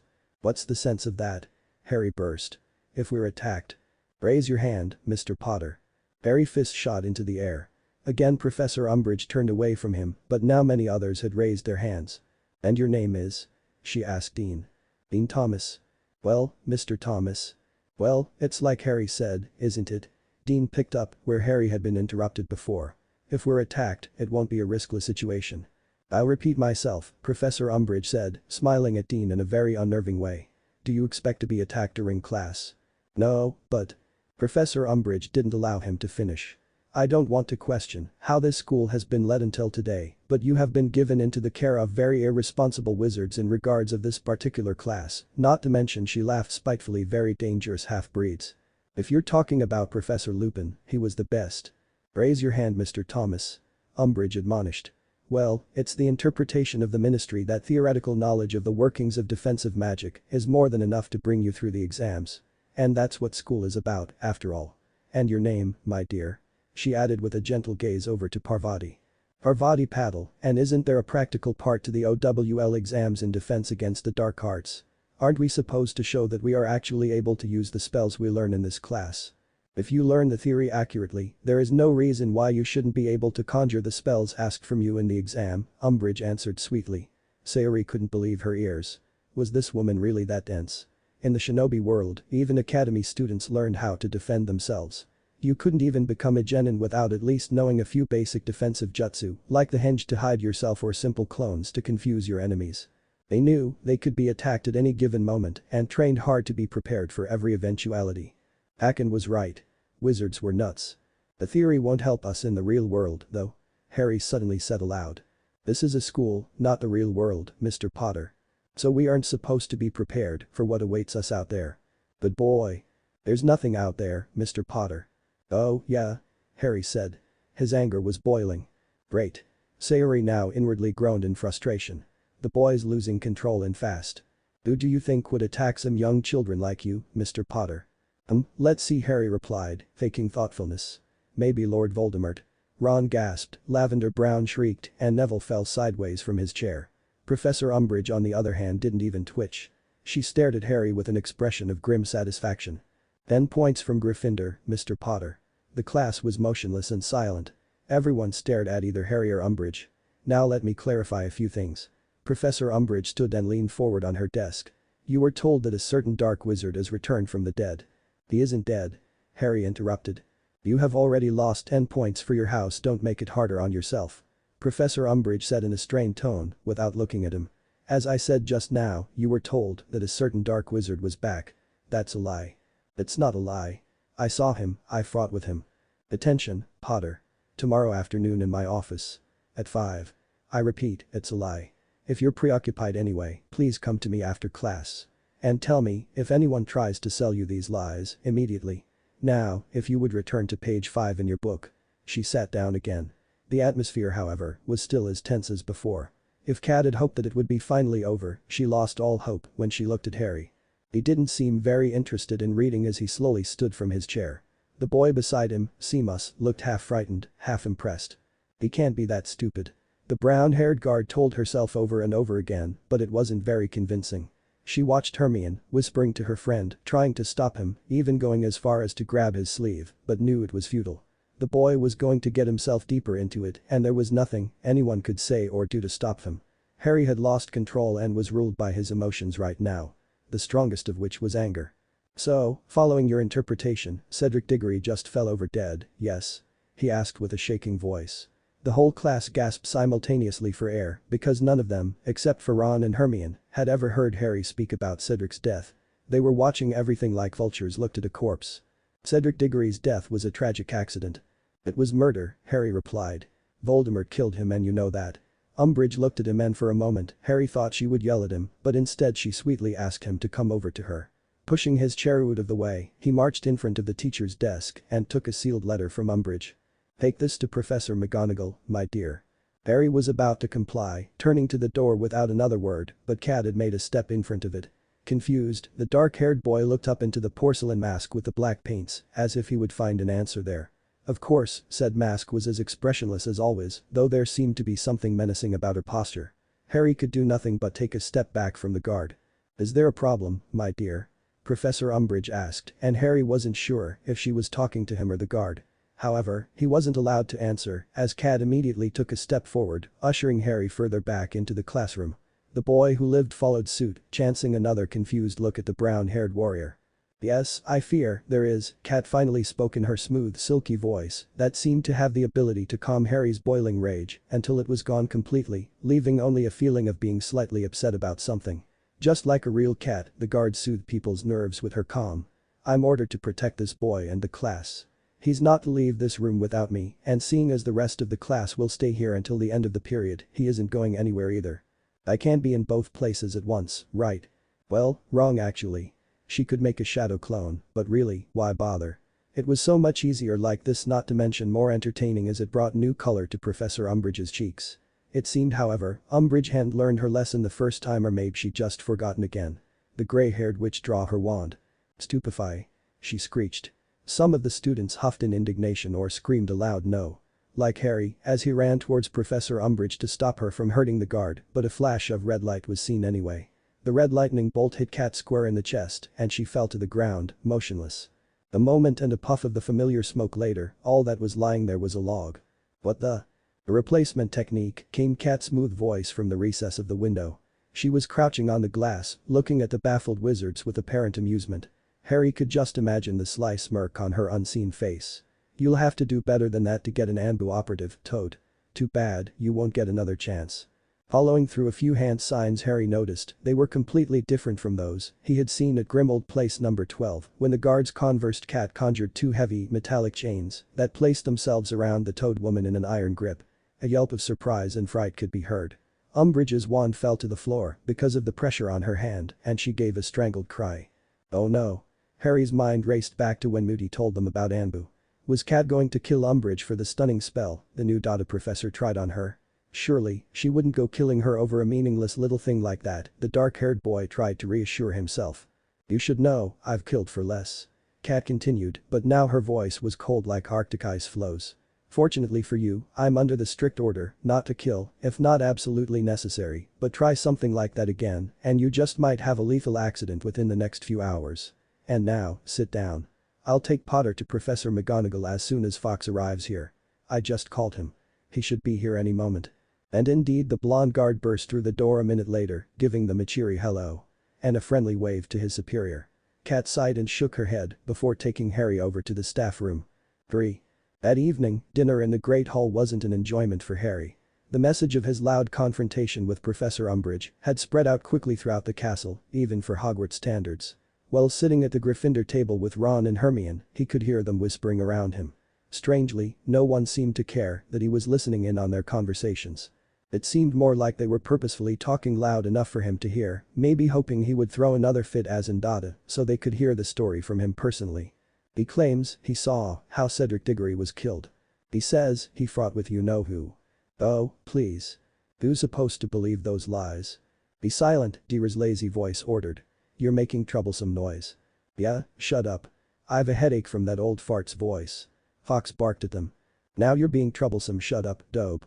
Raven admonished from where he stood near the Slytherin table. The students fell silent as Fox shot his companion a dirty glare, or so they all assumed. There's one thing I don't understand, Harry explained his two friends with shaking voice. Last summer, when Dumbledore told them what happened, everyone seemed to believe him. Oh, I wouldn't be so sure about that, Harry, Hermione said grimly as she slammed her fork and knife onto the table, telling them that they should go. As soon as they stood up, one of the guards, the pink-haired one this time, followed them, grumbling behind her mask. Harry had noticed that there was always a guard around when he wasn't in the Gryffindor common room. They didn't even try to make it look like a coincidence. They just followed him wherever he went. It had just been a day and he didn't have 1 minute of alone time anymore. Look, you appeared on the grass with Cedric's dead body pressed to you. None of us saw what happened in the maze. We had only Dumbledore's word that you know who killed Cedric and then fought you. And that's the truth. I know, Harry, so please stop snapping at me. Hermione answered angrily. I'm just saying that the truth couldn't really sink in before the school year ended and everyone returned home where they read for 2 months what a crazy little idiot you are and that Dumbledore is becoming senile. With every step they took towards the Gryffindor common room, Harry felt more and more as if a week had passed by instead of just a day. Hermione told the fat lady the password Kokoro before she could even open her mouth to ask. With an indignant glance at the bushy-haired girl, the portrait swung aside so they could enter. How could Dumbledore allow this old fart into our school? Hermione threw her anger and frustration at the walls as soon as they had entered the room. And she's even teaching during our OWL year. Well, we've never had really good teachers in Defense Against the Dark Arts, right? Harry asked, though it sounded more like a statement. You know what's happening. Hagrid told us that nobody wants the position because everyone thinks there's a jinx on it. Yes, but employing someone that actually refuses to let us hex. Where's the sense in that? And then she even wants us to spy for her. She told us we should come to her if we hear someone say that you know who is back, remember?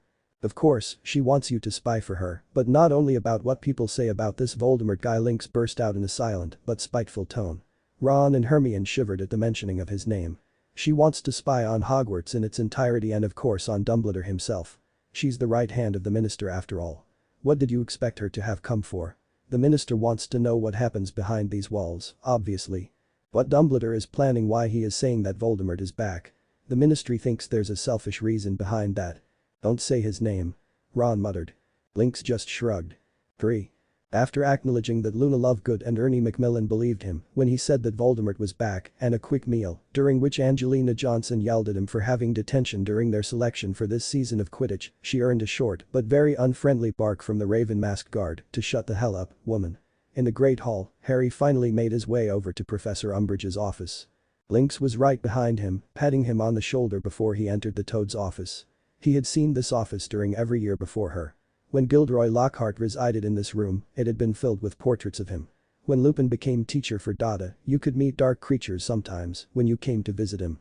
And when Barty Crouch Jr. worked within these walls as Moody, there had been many devices to alert him when someone was plotting in the dark.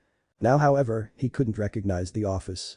On the furniture were lace tablecloths and vases with dry flowers. Every formerly free place on the walls were decorated with porcelain plates with a designed kitten on them.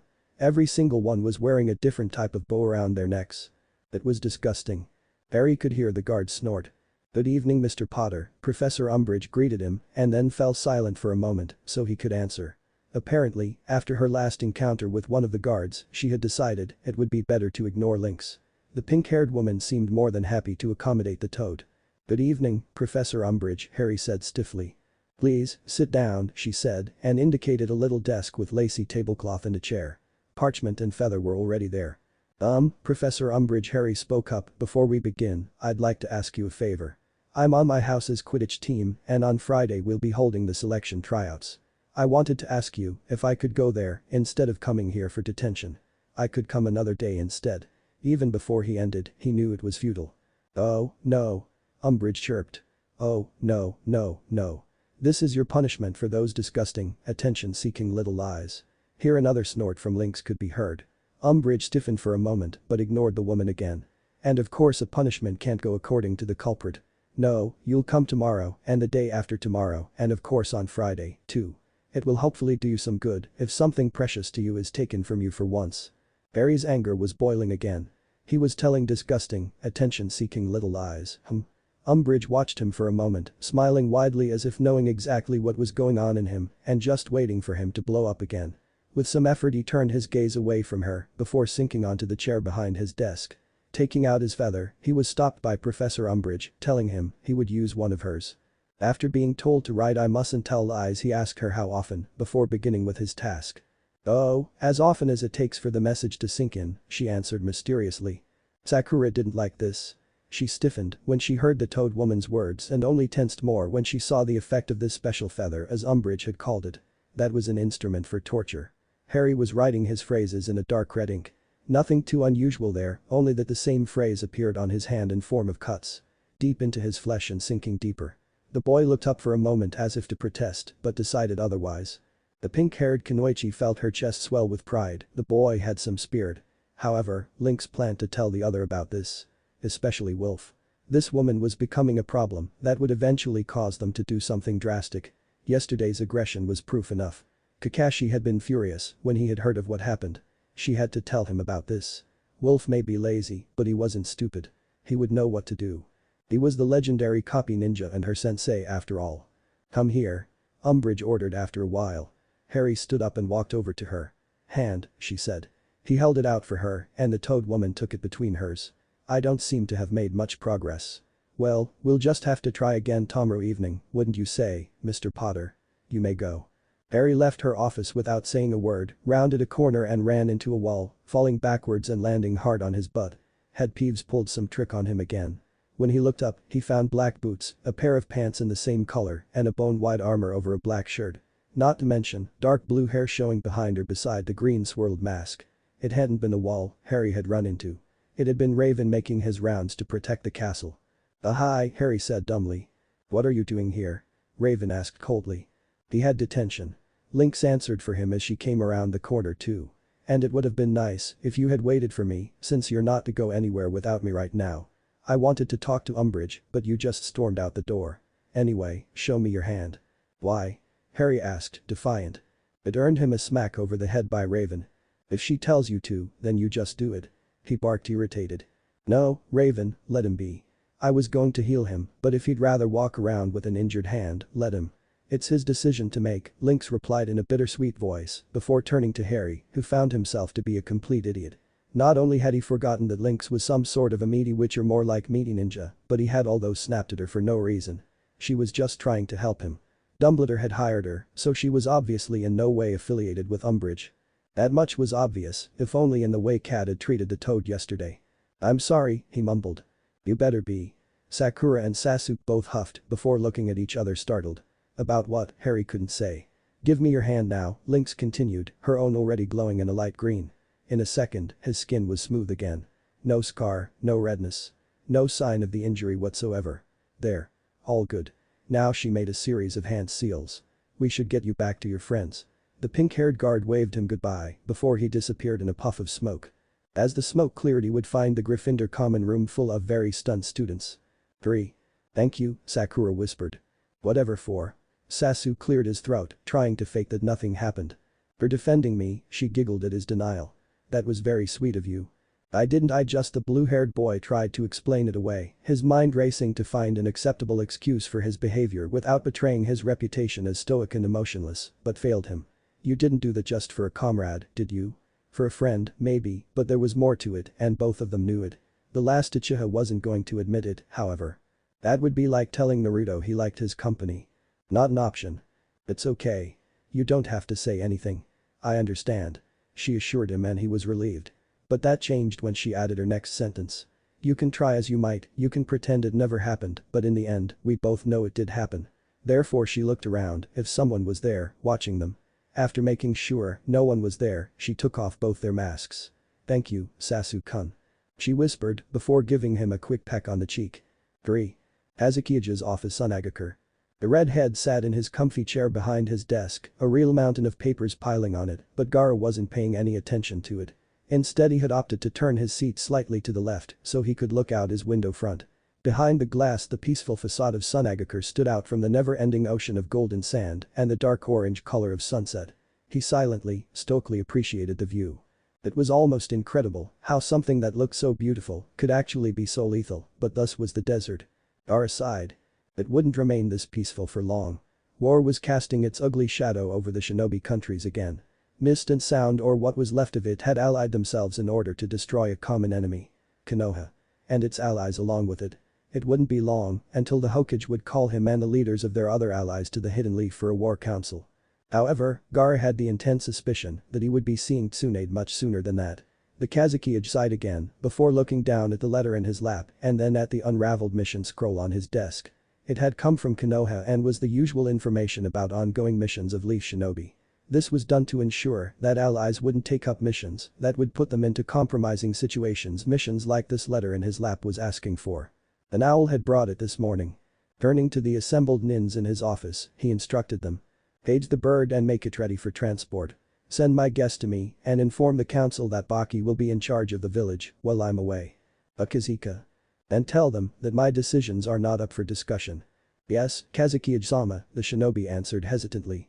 With a motion of his hand, he sent them away, turning back to the view he had been admiring before.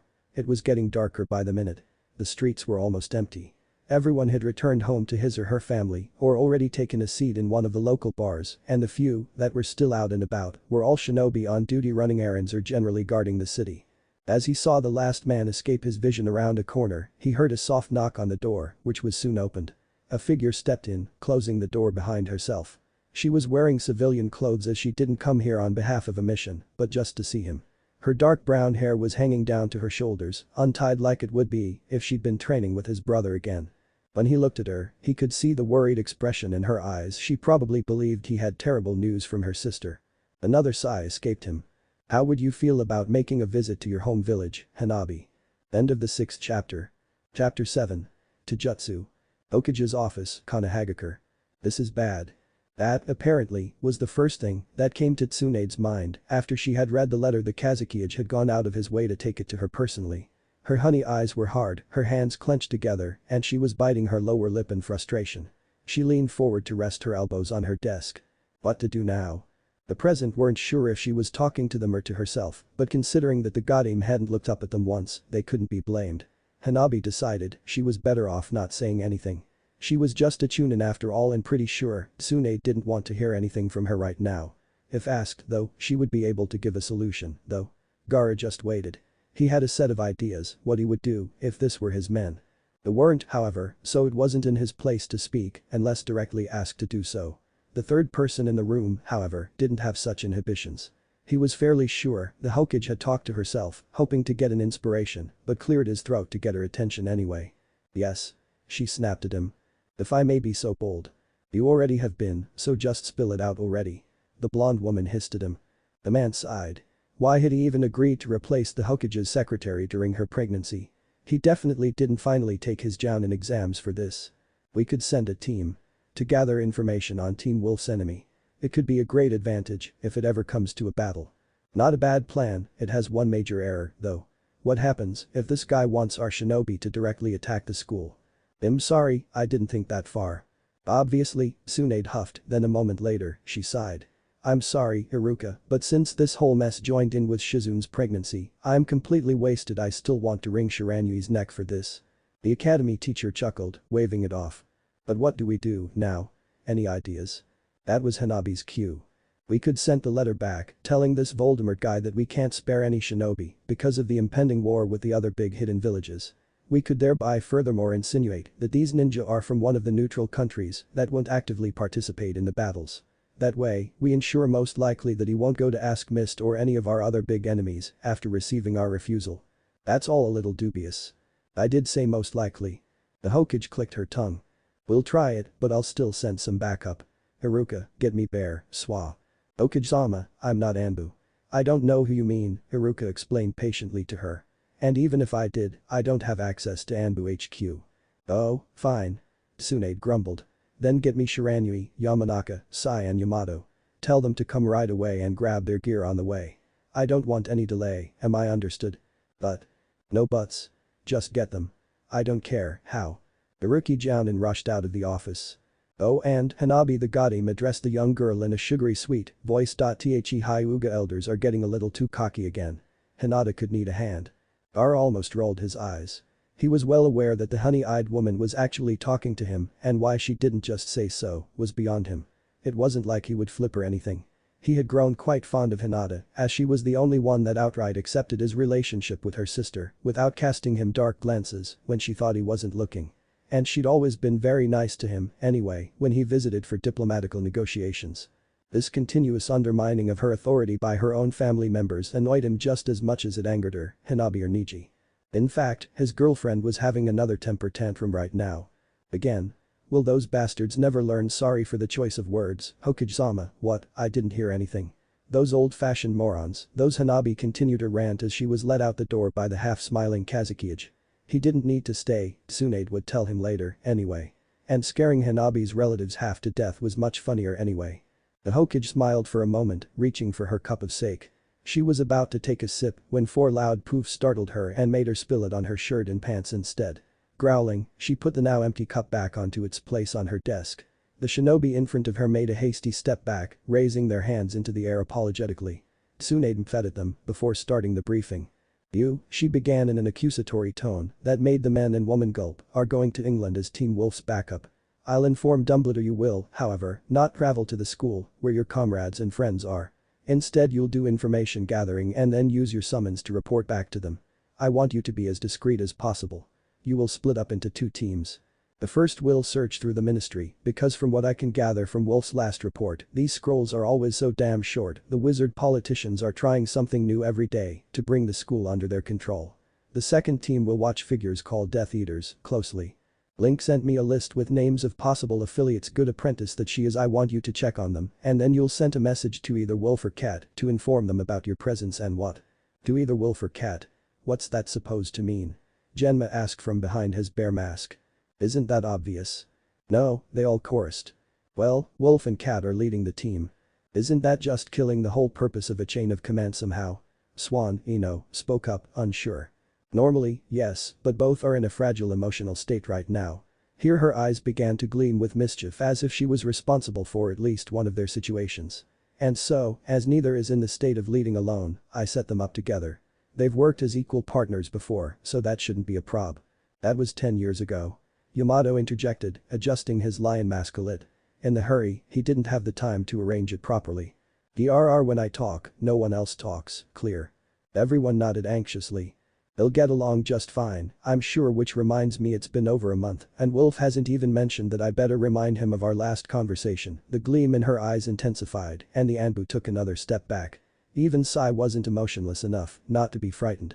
"Whatever this conversation was about, I don't want to be in Haddock's skin right now," Genma thought as Tsunade sent them off to get their ride by transportation circle organized. 3. Thanks to the detention with Umbridge, he hadn't had any time to practice for transfiguration, hadn't written one dream into his dream diary, didn't paint that wood-like creature, and hadn't written any of his essays. Which was why one Harry Potter skipped breakfast the following morning and hastily invented a few dreams for divination. Surprisingly, he found Ron there to keep him company. "Why didn't you do that yesterday?" he asked while his red-haired friend tried hard to find an inspiration, looking all around the Gryffindor common room. Ron had been dreaming peacefully when Harry had arrived in the dormitory. He said something about having had other things to attend to before he bent over his diary again. "That's gotta be enough," he exclaimed only moments later and smashed the little book shut. "I wrote that I dreamed about buying new shoes. She can't make anything strange out of that, can she?" Harry was of the opinion that Trelawney could read a terrible death out of pretty much anything, but kept quiet while they ran towards the northern tower. Deer was lazily trailing behind them. It seemed the guards had targeted Harry more than any other student because Lynx had even followed him into the guy's bathroom after she had caught up to him yesterday. But maybe it had just been an error, she did seem a little distracted. "How was detention with Umbridge? What did you have to do?" Harry hesitated for a moment before answering. "Had to write lines." "Oh, that's okay, right," Ron said surprised. Was all he got for an answer. "Hey, I totally forgot. Will she let you go on Friday?" "No," Harry responded. Ron groaned compassionately. It became another bad day for Harry. He was the worst in McGonagall's class because he'd had no time to practice the charm. He had to sacrifice his lunch break for painting purposes, and even better, he got even more homework from McGonagall, Grubby Plank and Sinistra that again he wouldn't be able to do due to his second evening of detention in Umbridge's office. And to add to the abundance of all this inconveniences, Angelina Johnson confronted him during dinner, telling him that he didn't have the right spirit and that she expected player that wanted to stay in the team to put their training in front of anything else. "I have detention," he shouted after her as she walked away. "Do you really think I prefer sitting in a room with a toad over playing Quidditch? At least you just have to write sentences." Hermione reminded him comfortingly when Harry glided back down into his seat. "That punishment isn't that bad, really." Harry opened his mouth and closed it again. He didn't know why he couldn't tell Ron and Hermione what was really happening in Umbridge's office. He only knew he didn't want to see their shocked faces because that would make everything just worse. Besides, he felt like it was something between him and Umbridge and no one else, and he wouldn't give her the satisfaction of hearing that he had complained about it. It seemed like a very good reason to Harry, though he didn't miss the questioning look he got from Lynx, who would accompany him to Umbridge again. "Stop. What questioning look? You can't even see her face, man. Get a grip." He scolded himself, but deep inside he knew that was exactly what Lynx was doing right now. Giving him a questioning and possibly a little disappointed gaze. Harry had never seen her eyes, or any part of her face for that matter, but they seemed to pierce right through him, accusing him. Looking utterly disappointed in his lack of trust in his two friends. The dark-haired boy shifted uncomfortably in his seat. "I can't believe how much homework they gave us." Ron's voice got him out of his reverie. He immediately heard Hermione ask him accusingly why he hadn't done any of that yesterday evening. And where had he been anyway? "Oh, I wanted to take a walk." It occurred to Harry that he wasn't the only one hiding something. 3. His second detention was as bad as the first one. The skin on the back of his hand had been completely healed when he had gone to bed the last evening, many thanks to Lynx, and now it was bloody and red again. Harry didn't doubt that if Lynx wouldn't heal him, the words would be carved forever into his handbite tonight. Nevertheless, he paid attention not to show any sign of weakness or give any exclamation of pain in front of the Toad Woman from the moment he stepped into the office till the second he got out of the room.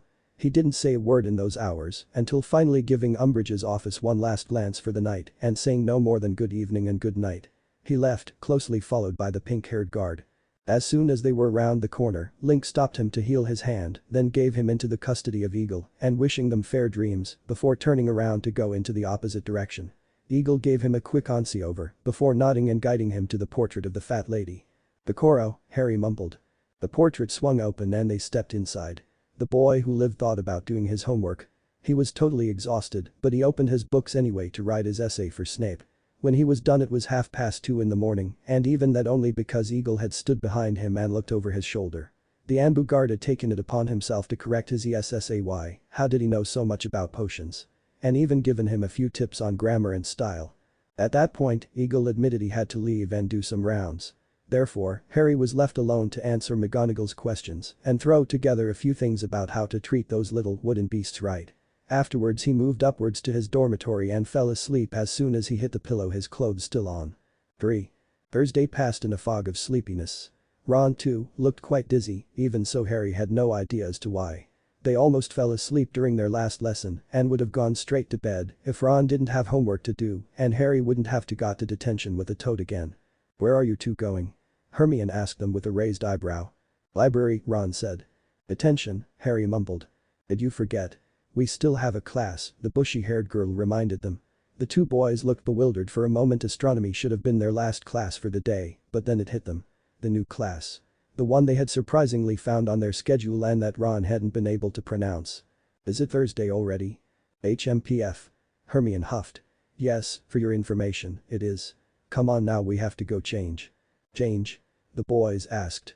"Yes, or did you intend to go to a hand-to-hand combat class in your school uniform?" she wanted to know indignantly. "No," they groaned. "Then move," Hermione snapped, turning on her heels to walk away. Harry and Ron stood there another few seconds. "You know what?" the raven-haired boy suddenly asked with a mischievous smile. "That means I don't have to go to detention. And the toad can't say anything because it's an official class, yeah." Jumping a little in his step, Harry made his way over to the Gryffindor dormitories to change for class. Little did he know that he would wish his detention back in a few minutes. 3. They met on the field in front of the lake 10 minutes later. Fox and Raven were already there waiting for them, and when he looked a little more closely, Harry could see Cat sitting in a nearby tree, apparently reading a book from the library. She looked very relaxed, leaning her back to the trunk, one leg drawn up to accommodate the arm holding her book, the other dangling from the side of the tree. She almost looked too casual. Raven leaned against the same tree but was standing below his teammate on the ground. His arms were crossed over his chest and he looked in the direction of the castle as if he was expecting something to come from there soon. It would have been an almost peaceful picture if it hadn't been for Fox, who was anything but calm. The blonde guard was pacing in front of the group of students, mumbling incoherently but definitely angry. He was, of course, talking in Japanese, so even those who stood closer to him than Harry didn't understand a word, but it sounded like a rant. "That tardy old bastardburn reading bastard irresponsible should have known been here 15 minutes ago, but if cursulate as a versatupid old men were only a few things Raven and Cat had to listen to, well, their comrades' rage grew bigger still, and though it didn't look like it, their thoughts were mostly going in the same direction. Pat, however, didn't feel angry about Wolf's lateness anymore. She'd lived with it for years before she went on that mission. She thought that it would irk her because she hadn't experienced it for a good 10 years, but as soon as she'd been back at home, her inner clock seemed to have adjusted to her friend's constant tardiness again. Now, all it was to her was amusing. It seemed like a part of an old game she'd almost forgotten how to play, though she had loved playing it in the past. It had been one of her favorite pastimes to try and predict just how late Wolf would be on different occasions. At one point she'd been so good at this game, people had asked her to tell them what time to give him when they wanted him to come at another. She had always just smiled and told them to give him a time about 2 or 3 hours prior to the actual appointment, though she could have been much more precise. It was all a matter of identifying his mood. If you could do that, you could foretell exactly how long he would be at the memorial stone or reading his book to push away bad thoughts about his past. Being this good at understanding him, she'd soon grown to be his closest friend, and they'd been so ever since then. Therefore she knew that he would make his appearance in about a minute or so. Closing her book, she jumped down from the tree, careful not to land on Raven, who seemed to be very pissed. His hands were clenching and unclenching every few seconds. Activating her Byakugan, she noticed that his eyebrow was twitching dangerously while he was biting his lip in annoyance. Cat decided it would be better to stay off him and went a few meters away. "How long is he gonna make us wait this time?" No sense of appropriateness, of course, he's reading porn, rude to the bone. Fox continued to rant on about his ever-late sensei when Raven finally snapped. "Shut up, Dobe, you're annoying." That was it. No yelling, no movement, not even an exclamation mark. But hey, what did you expect? He's Sasuke after all. "Don't tell me to shut up, team." The man as Fox began to argue but was interrupted by a puff of smoke. "Just as I predicted," Sayori thought, not without a good ounce of pride. "You're late," Naruto yelled. "It just isn't the same when Sakura isn't there to help him," scream at me, the copy nin thought. "What excuse do you have this time?" Sasuke asked, only barely containing his anger. Because of this man, he had to endure a whole half an hour of Naruto's ranting, not to mention the bickering conversations of the bored brats. Unbelievable that this was the man who taught him the Chidori. And he had been in such a good mood since Monday too. I'm here now, am I not? Sorry, I'm late, I got lost on the road of life. We know, Cat joked, but Raven and Fox weren't so amused. Road of life my ass, sensei. The blonde shouted at him. You were probably just sitting somewhere, reading your purr. Glare from Cat made him change direction. Stupid book, admitted. So little faith you have in your old sensei? Wolf asked melodramatically. What little faith we had in you was destroyed on our first training session, to which you were 5 hours late, and then you just pulled out that disgusting book and read it right in front of us when you should have been teaching us. Came the amused voice of Lynx, who walked towards them over the black water of the lake. The students were stunned. Wolf's head fell a little. Well, since Wolf is here now, we can begin the lesson, Cat announced to them. Lynx sighed deeply and said something about having to meet with Deer to report to him. She also informed the brown-haired guard that said Pineapple Head would come by and give them a summary of everything. He was, it seemed, scouting the Forbidden Forest with Eagle and Packen. The students that heard the last name were confused. They remembered only 7 guards and 5 of them were here. That left 2 more, and none of them was called Packen. Only Harry, Ron and Hermione understood what Lynx was talking about and more or less understood when the pink-haired girl asked Wolf if that was okay with him. Sure, the man shrugged, seemingly uncaring, but Lynx knew better. He was a little offended that she didn't inform him before.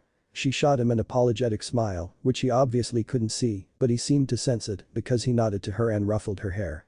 Stop that. I'm not 12 anymore. You'll always be that little girl to me, and besides, your pink locks just invite people to ruffle them a little. He smirked behind his mask at her annoyed expression. She just knew he was. Huffing, Lynx walked away. Let's begin now, shall we?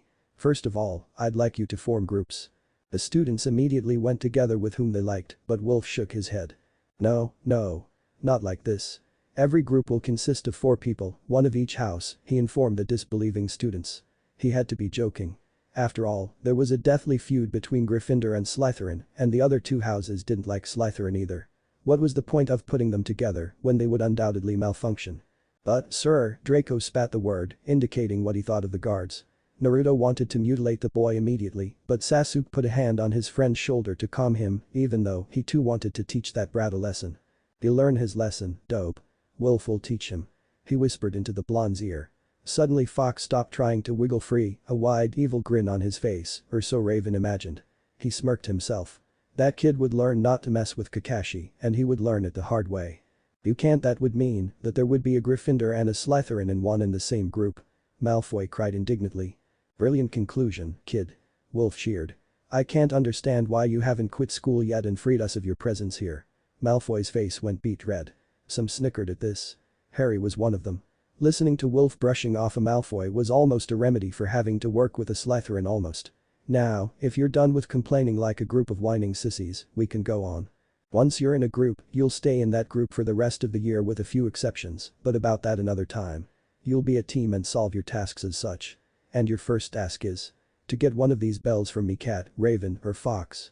He put a hand into his pocket and when it slid out again, there was a soft jingling sound. 3 silver bells hang from his fingers. Behind him, Cat and the others had done the same. Wolf was deliberately shaking them a little to fill the stunned silence on the field with their sweet melody. Too sweet to be innocent. You may use every dirty trick you know. As long as you get the bells, it's fine. You may also use any of the following for your purpose. He took a scroll, and with a puff of smoke a whole mountain of weapons appeared in front of them. He held the open scroll so that the side, where the words were written on, faced down and patted the backside of the scroll a little. After a moment a few more weapons fell out it. You may use any weapon, wire, explosive tag or poison you find here. The poisons are non-lethal by the way, but be aware that you have to get the bell with your hands. And that means, the class asked concerned. No wands. What? They shouted. But, that's we wizards, you can't. I just did. And it's because you're wizards that I banish your wands. You wizards are too dependent on it. If someone disarms you, you're helpless like a newborn baby. I'm trying to make that change. In order for you to accomplish that, there are a few things you'll have to learn. The first step is to achieve something without using your little wand. After that, I can really start to teach you. Therefore, whomever doesn't pass the bell test today will come back Saturday and then Sunday and every weekend after that until he does pass. Am I understood? The students grumbled. Very well. If there aren't any more questions, yes, Hermione. Oh, I almost forgot to tell you. Don't expect me to call you Mr. or Ms. because I want To me, you're just kids and I won't address kids like adults unless you show me that you deserve to be considered an adult. So, what is it, Hermione? Well, sir, there are only 3 bells. Yes, so? Sayori, Naruto and Sasuke grinned. This was going to be funny. We're 4 people. Yes, so? There's 1 bell less than, well, us. Let me repeat that. Yes, so? Someone will fail the test anyway. Yes, exactly, Wolf cheered. What? Ron shouted. How is that fair? It isn't, Kat replied. No one said it would be, Raven added. Life is never fair, anyway, Fox grumbled. The students growled. Let's begin. 3. The forest was a very quiet place, Neji realized as soon as he had sat food into it. Once he, Shikamaru and Pakin had trespassed its borders, they were surrounded by complete silence. It seemed like the light mist that was floating between the trees had sucked all of the outside noises out of the air. And the forest itself apparently didn't make any noises. Not even a bird was singing and it was still early afternoon nowhere near dusk. Now Neji understood why Dumbledore had insisted on them going at least in a group of 2 into the forest since it was their first time. They walked on for a while. Climbing over raised roots and fallen branches or trunks, sometimes even cutting their way through the bushes with their katana or simply jumping onto a branch and proceeding by tree hopping. They didn't do the latter often though, as they wanted to get a good idea on the ground of the forest, since wizards weren't able to tree hop at least so they were told by Dumbledore. And it didn't surprise them. Every wizard they had seen up until now was either skinny or fat or looked weak in any other way, shape or form. None of them had been properly trained. The ANBU doubted that wizards even knew what real sport looked like. All they had was this Quidditch thing, where the most strenuous task of the players was to hold onto their broom. It was ridiculous. After a while they entered an even darker part of the Forbidden Forest, and everything became, if that was even possible, quieter still. Now, not even their steps cut through the thick silence between the trees. The ANBU and the summon had purposefully made noises in order to at least hear something.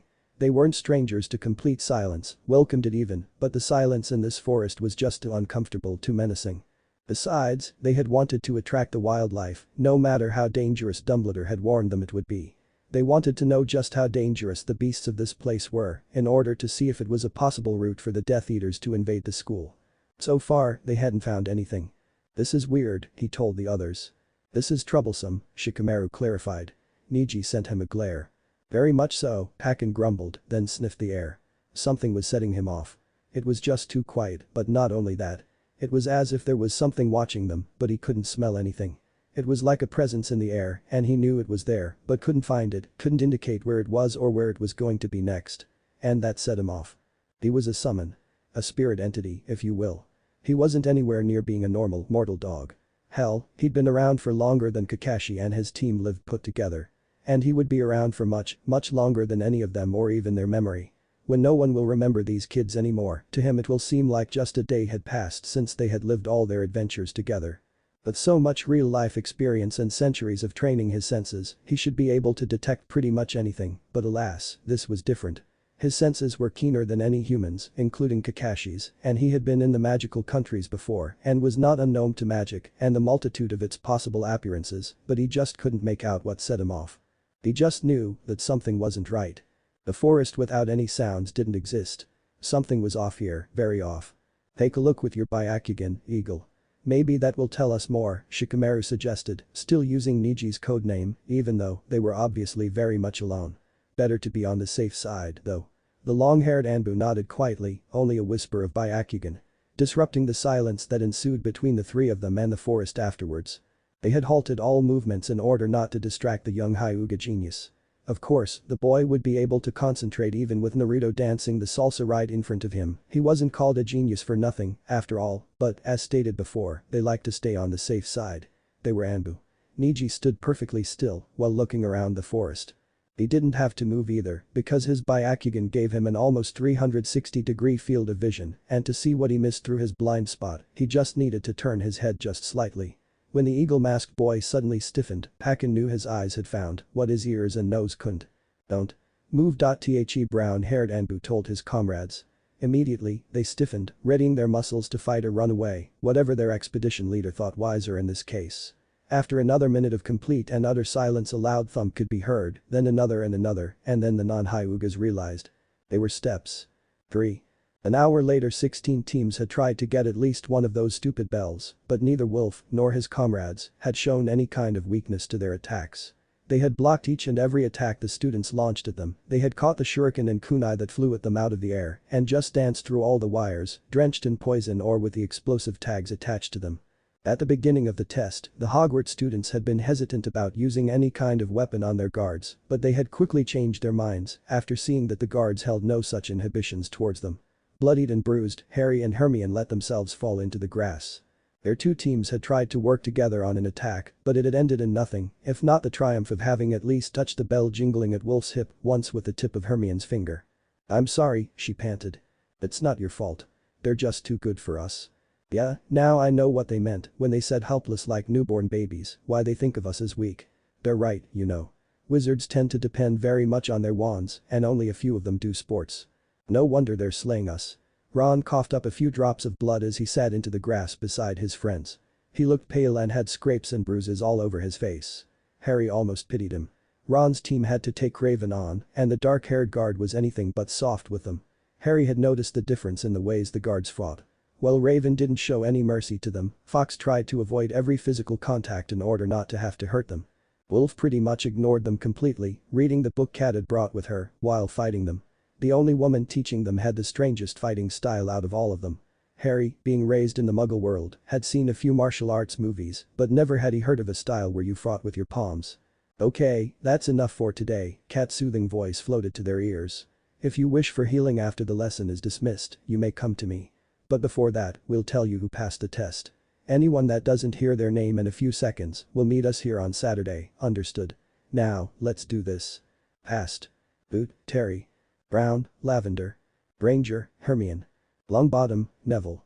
Macmillan, Ernie. Adel, Padma. Adel, Parvati. Otter, Harry. Thomas, Dean. As for the rest of you, please meet us here on Saturday at 8 a.m. Ron groaned.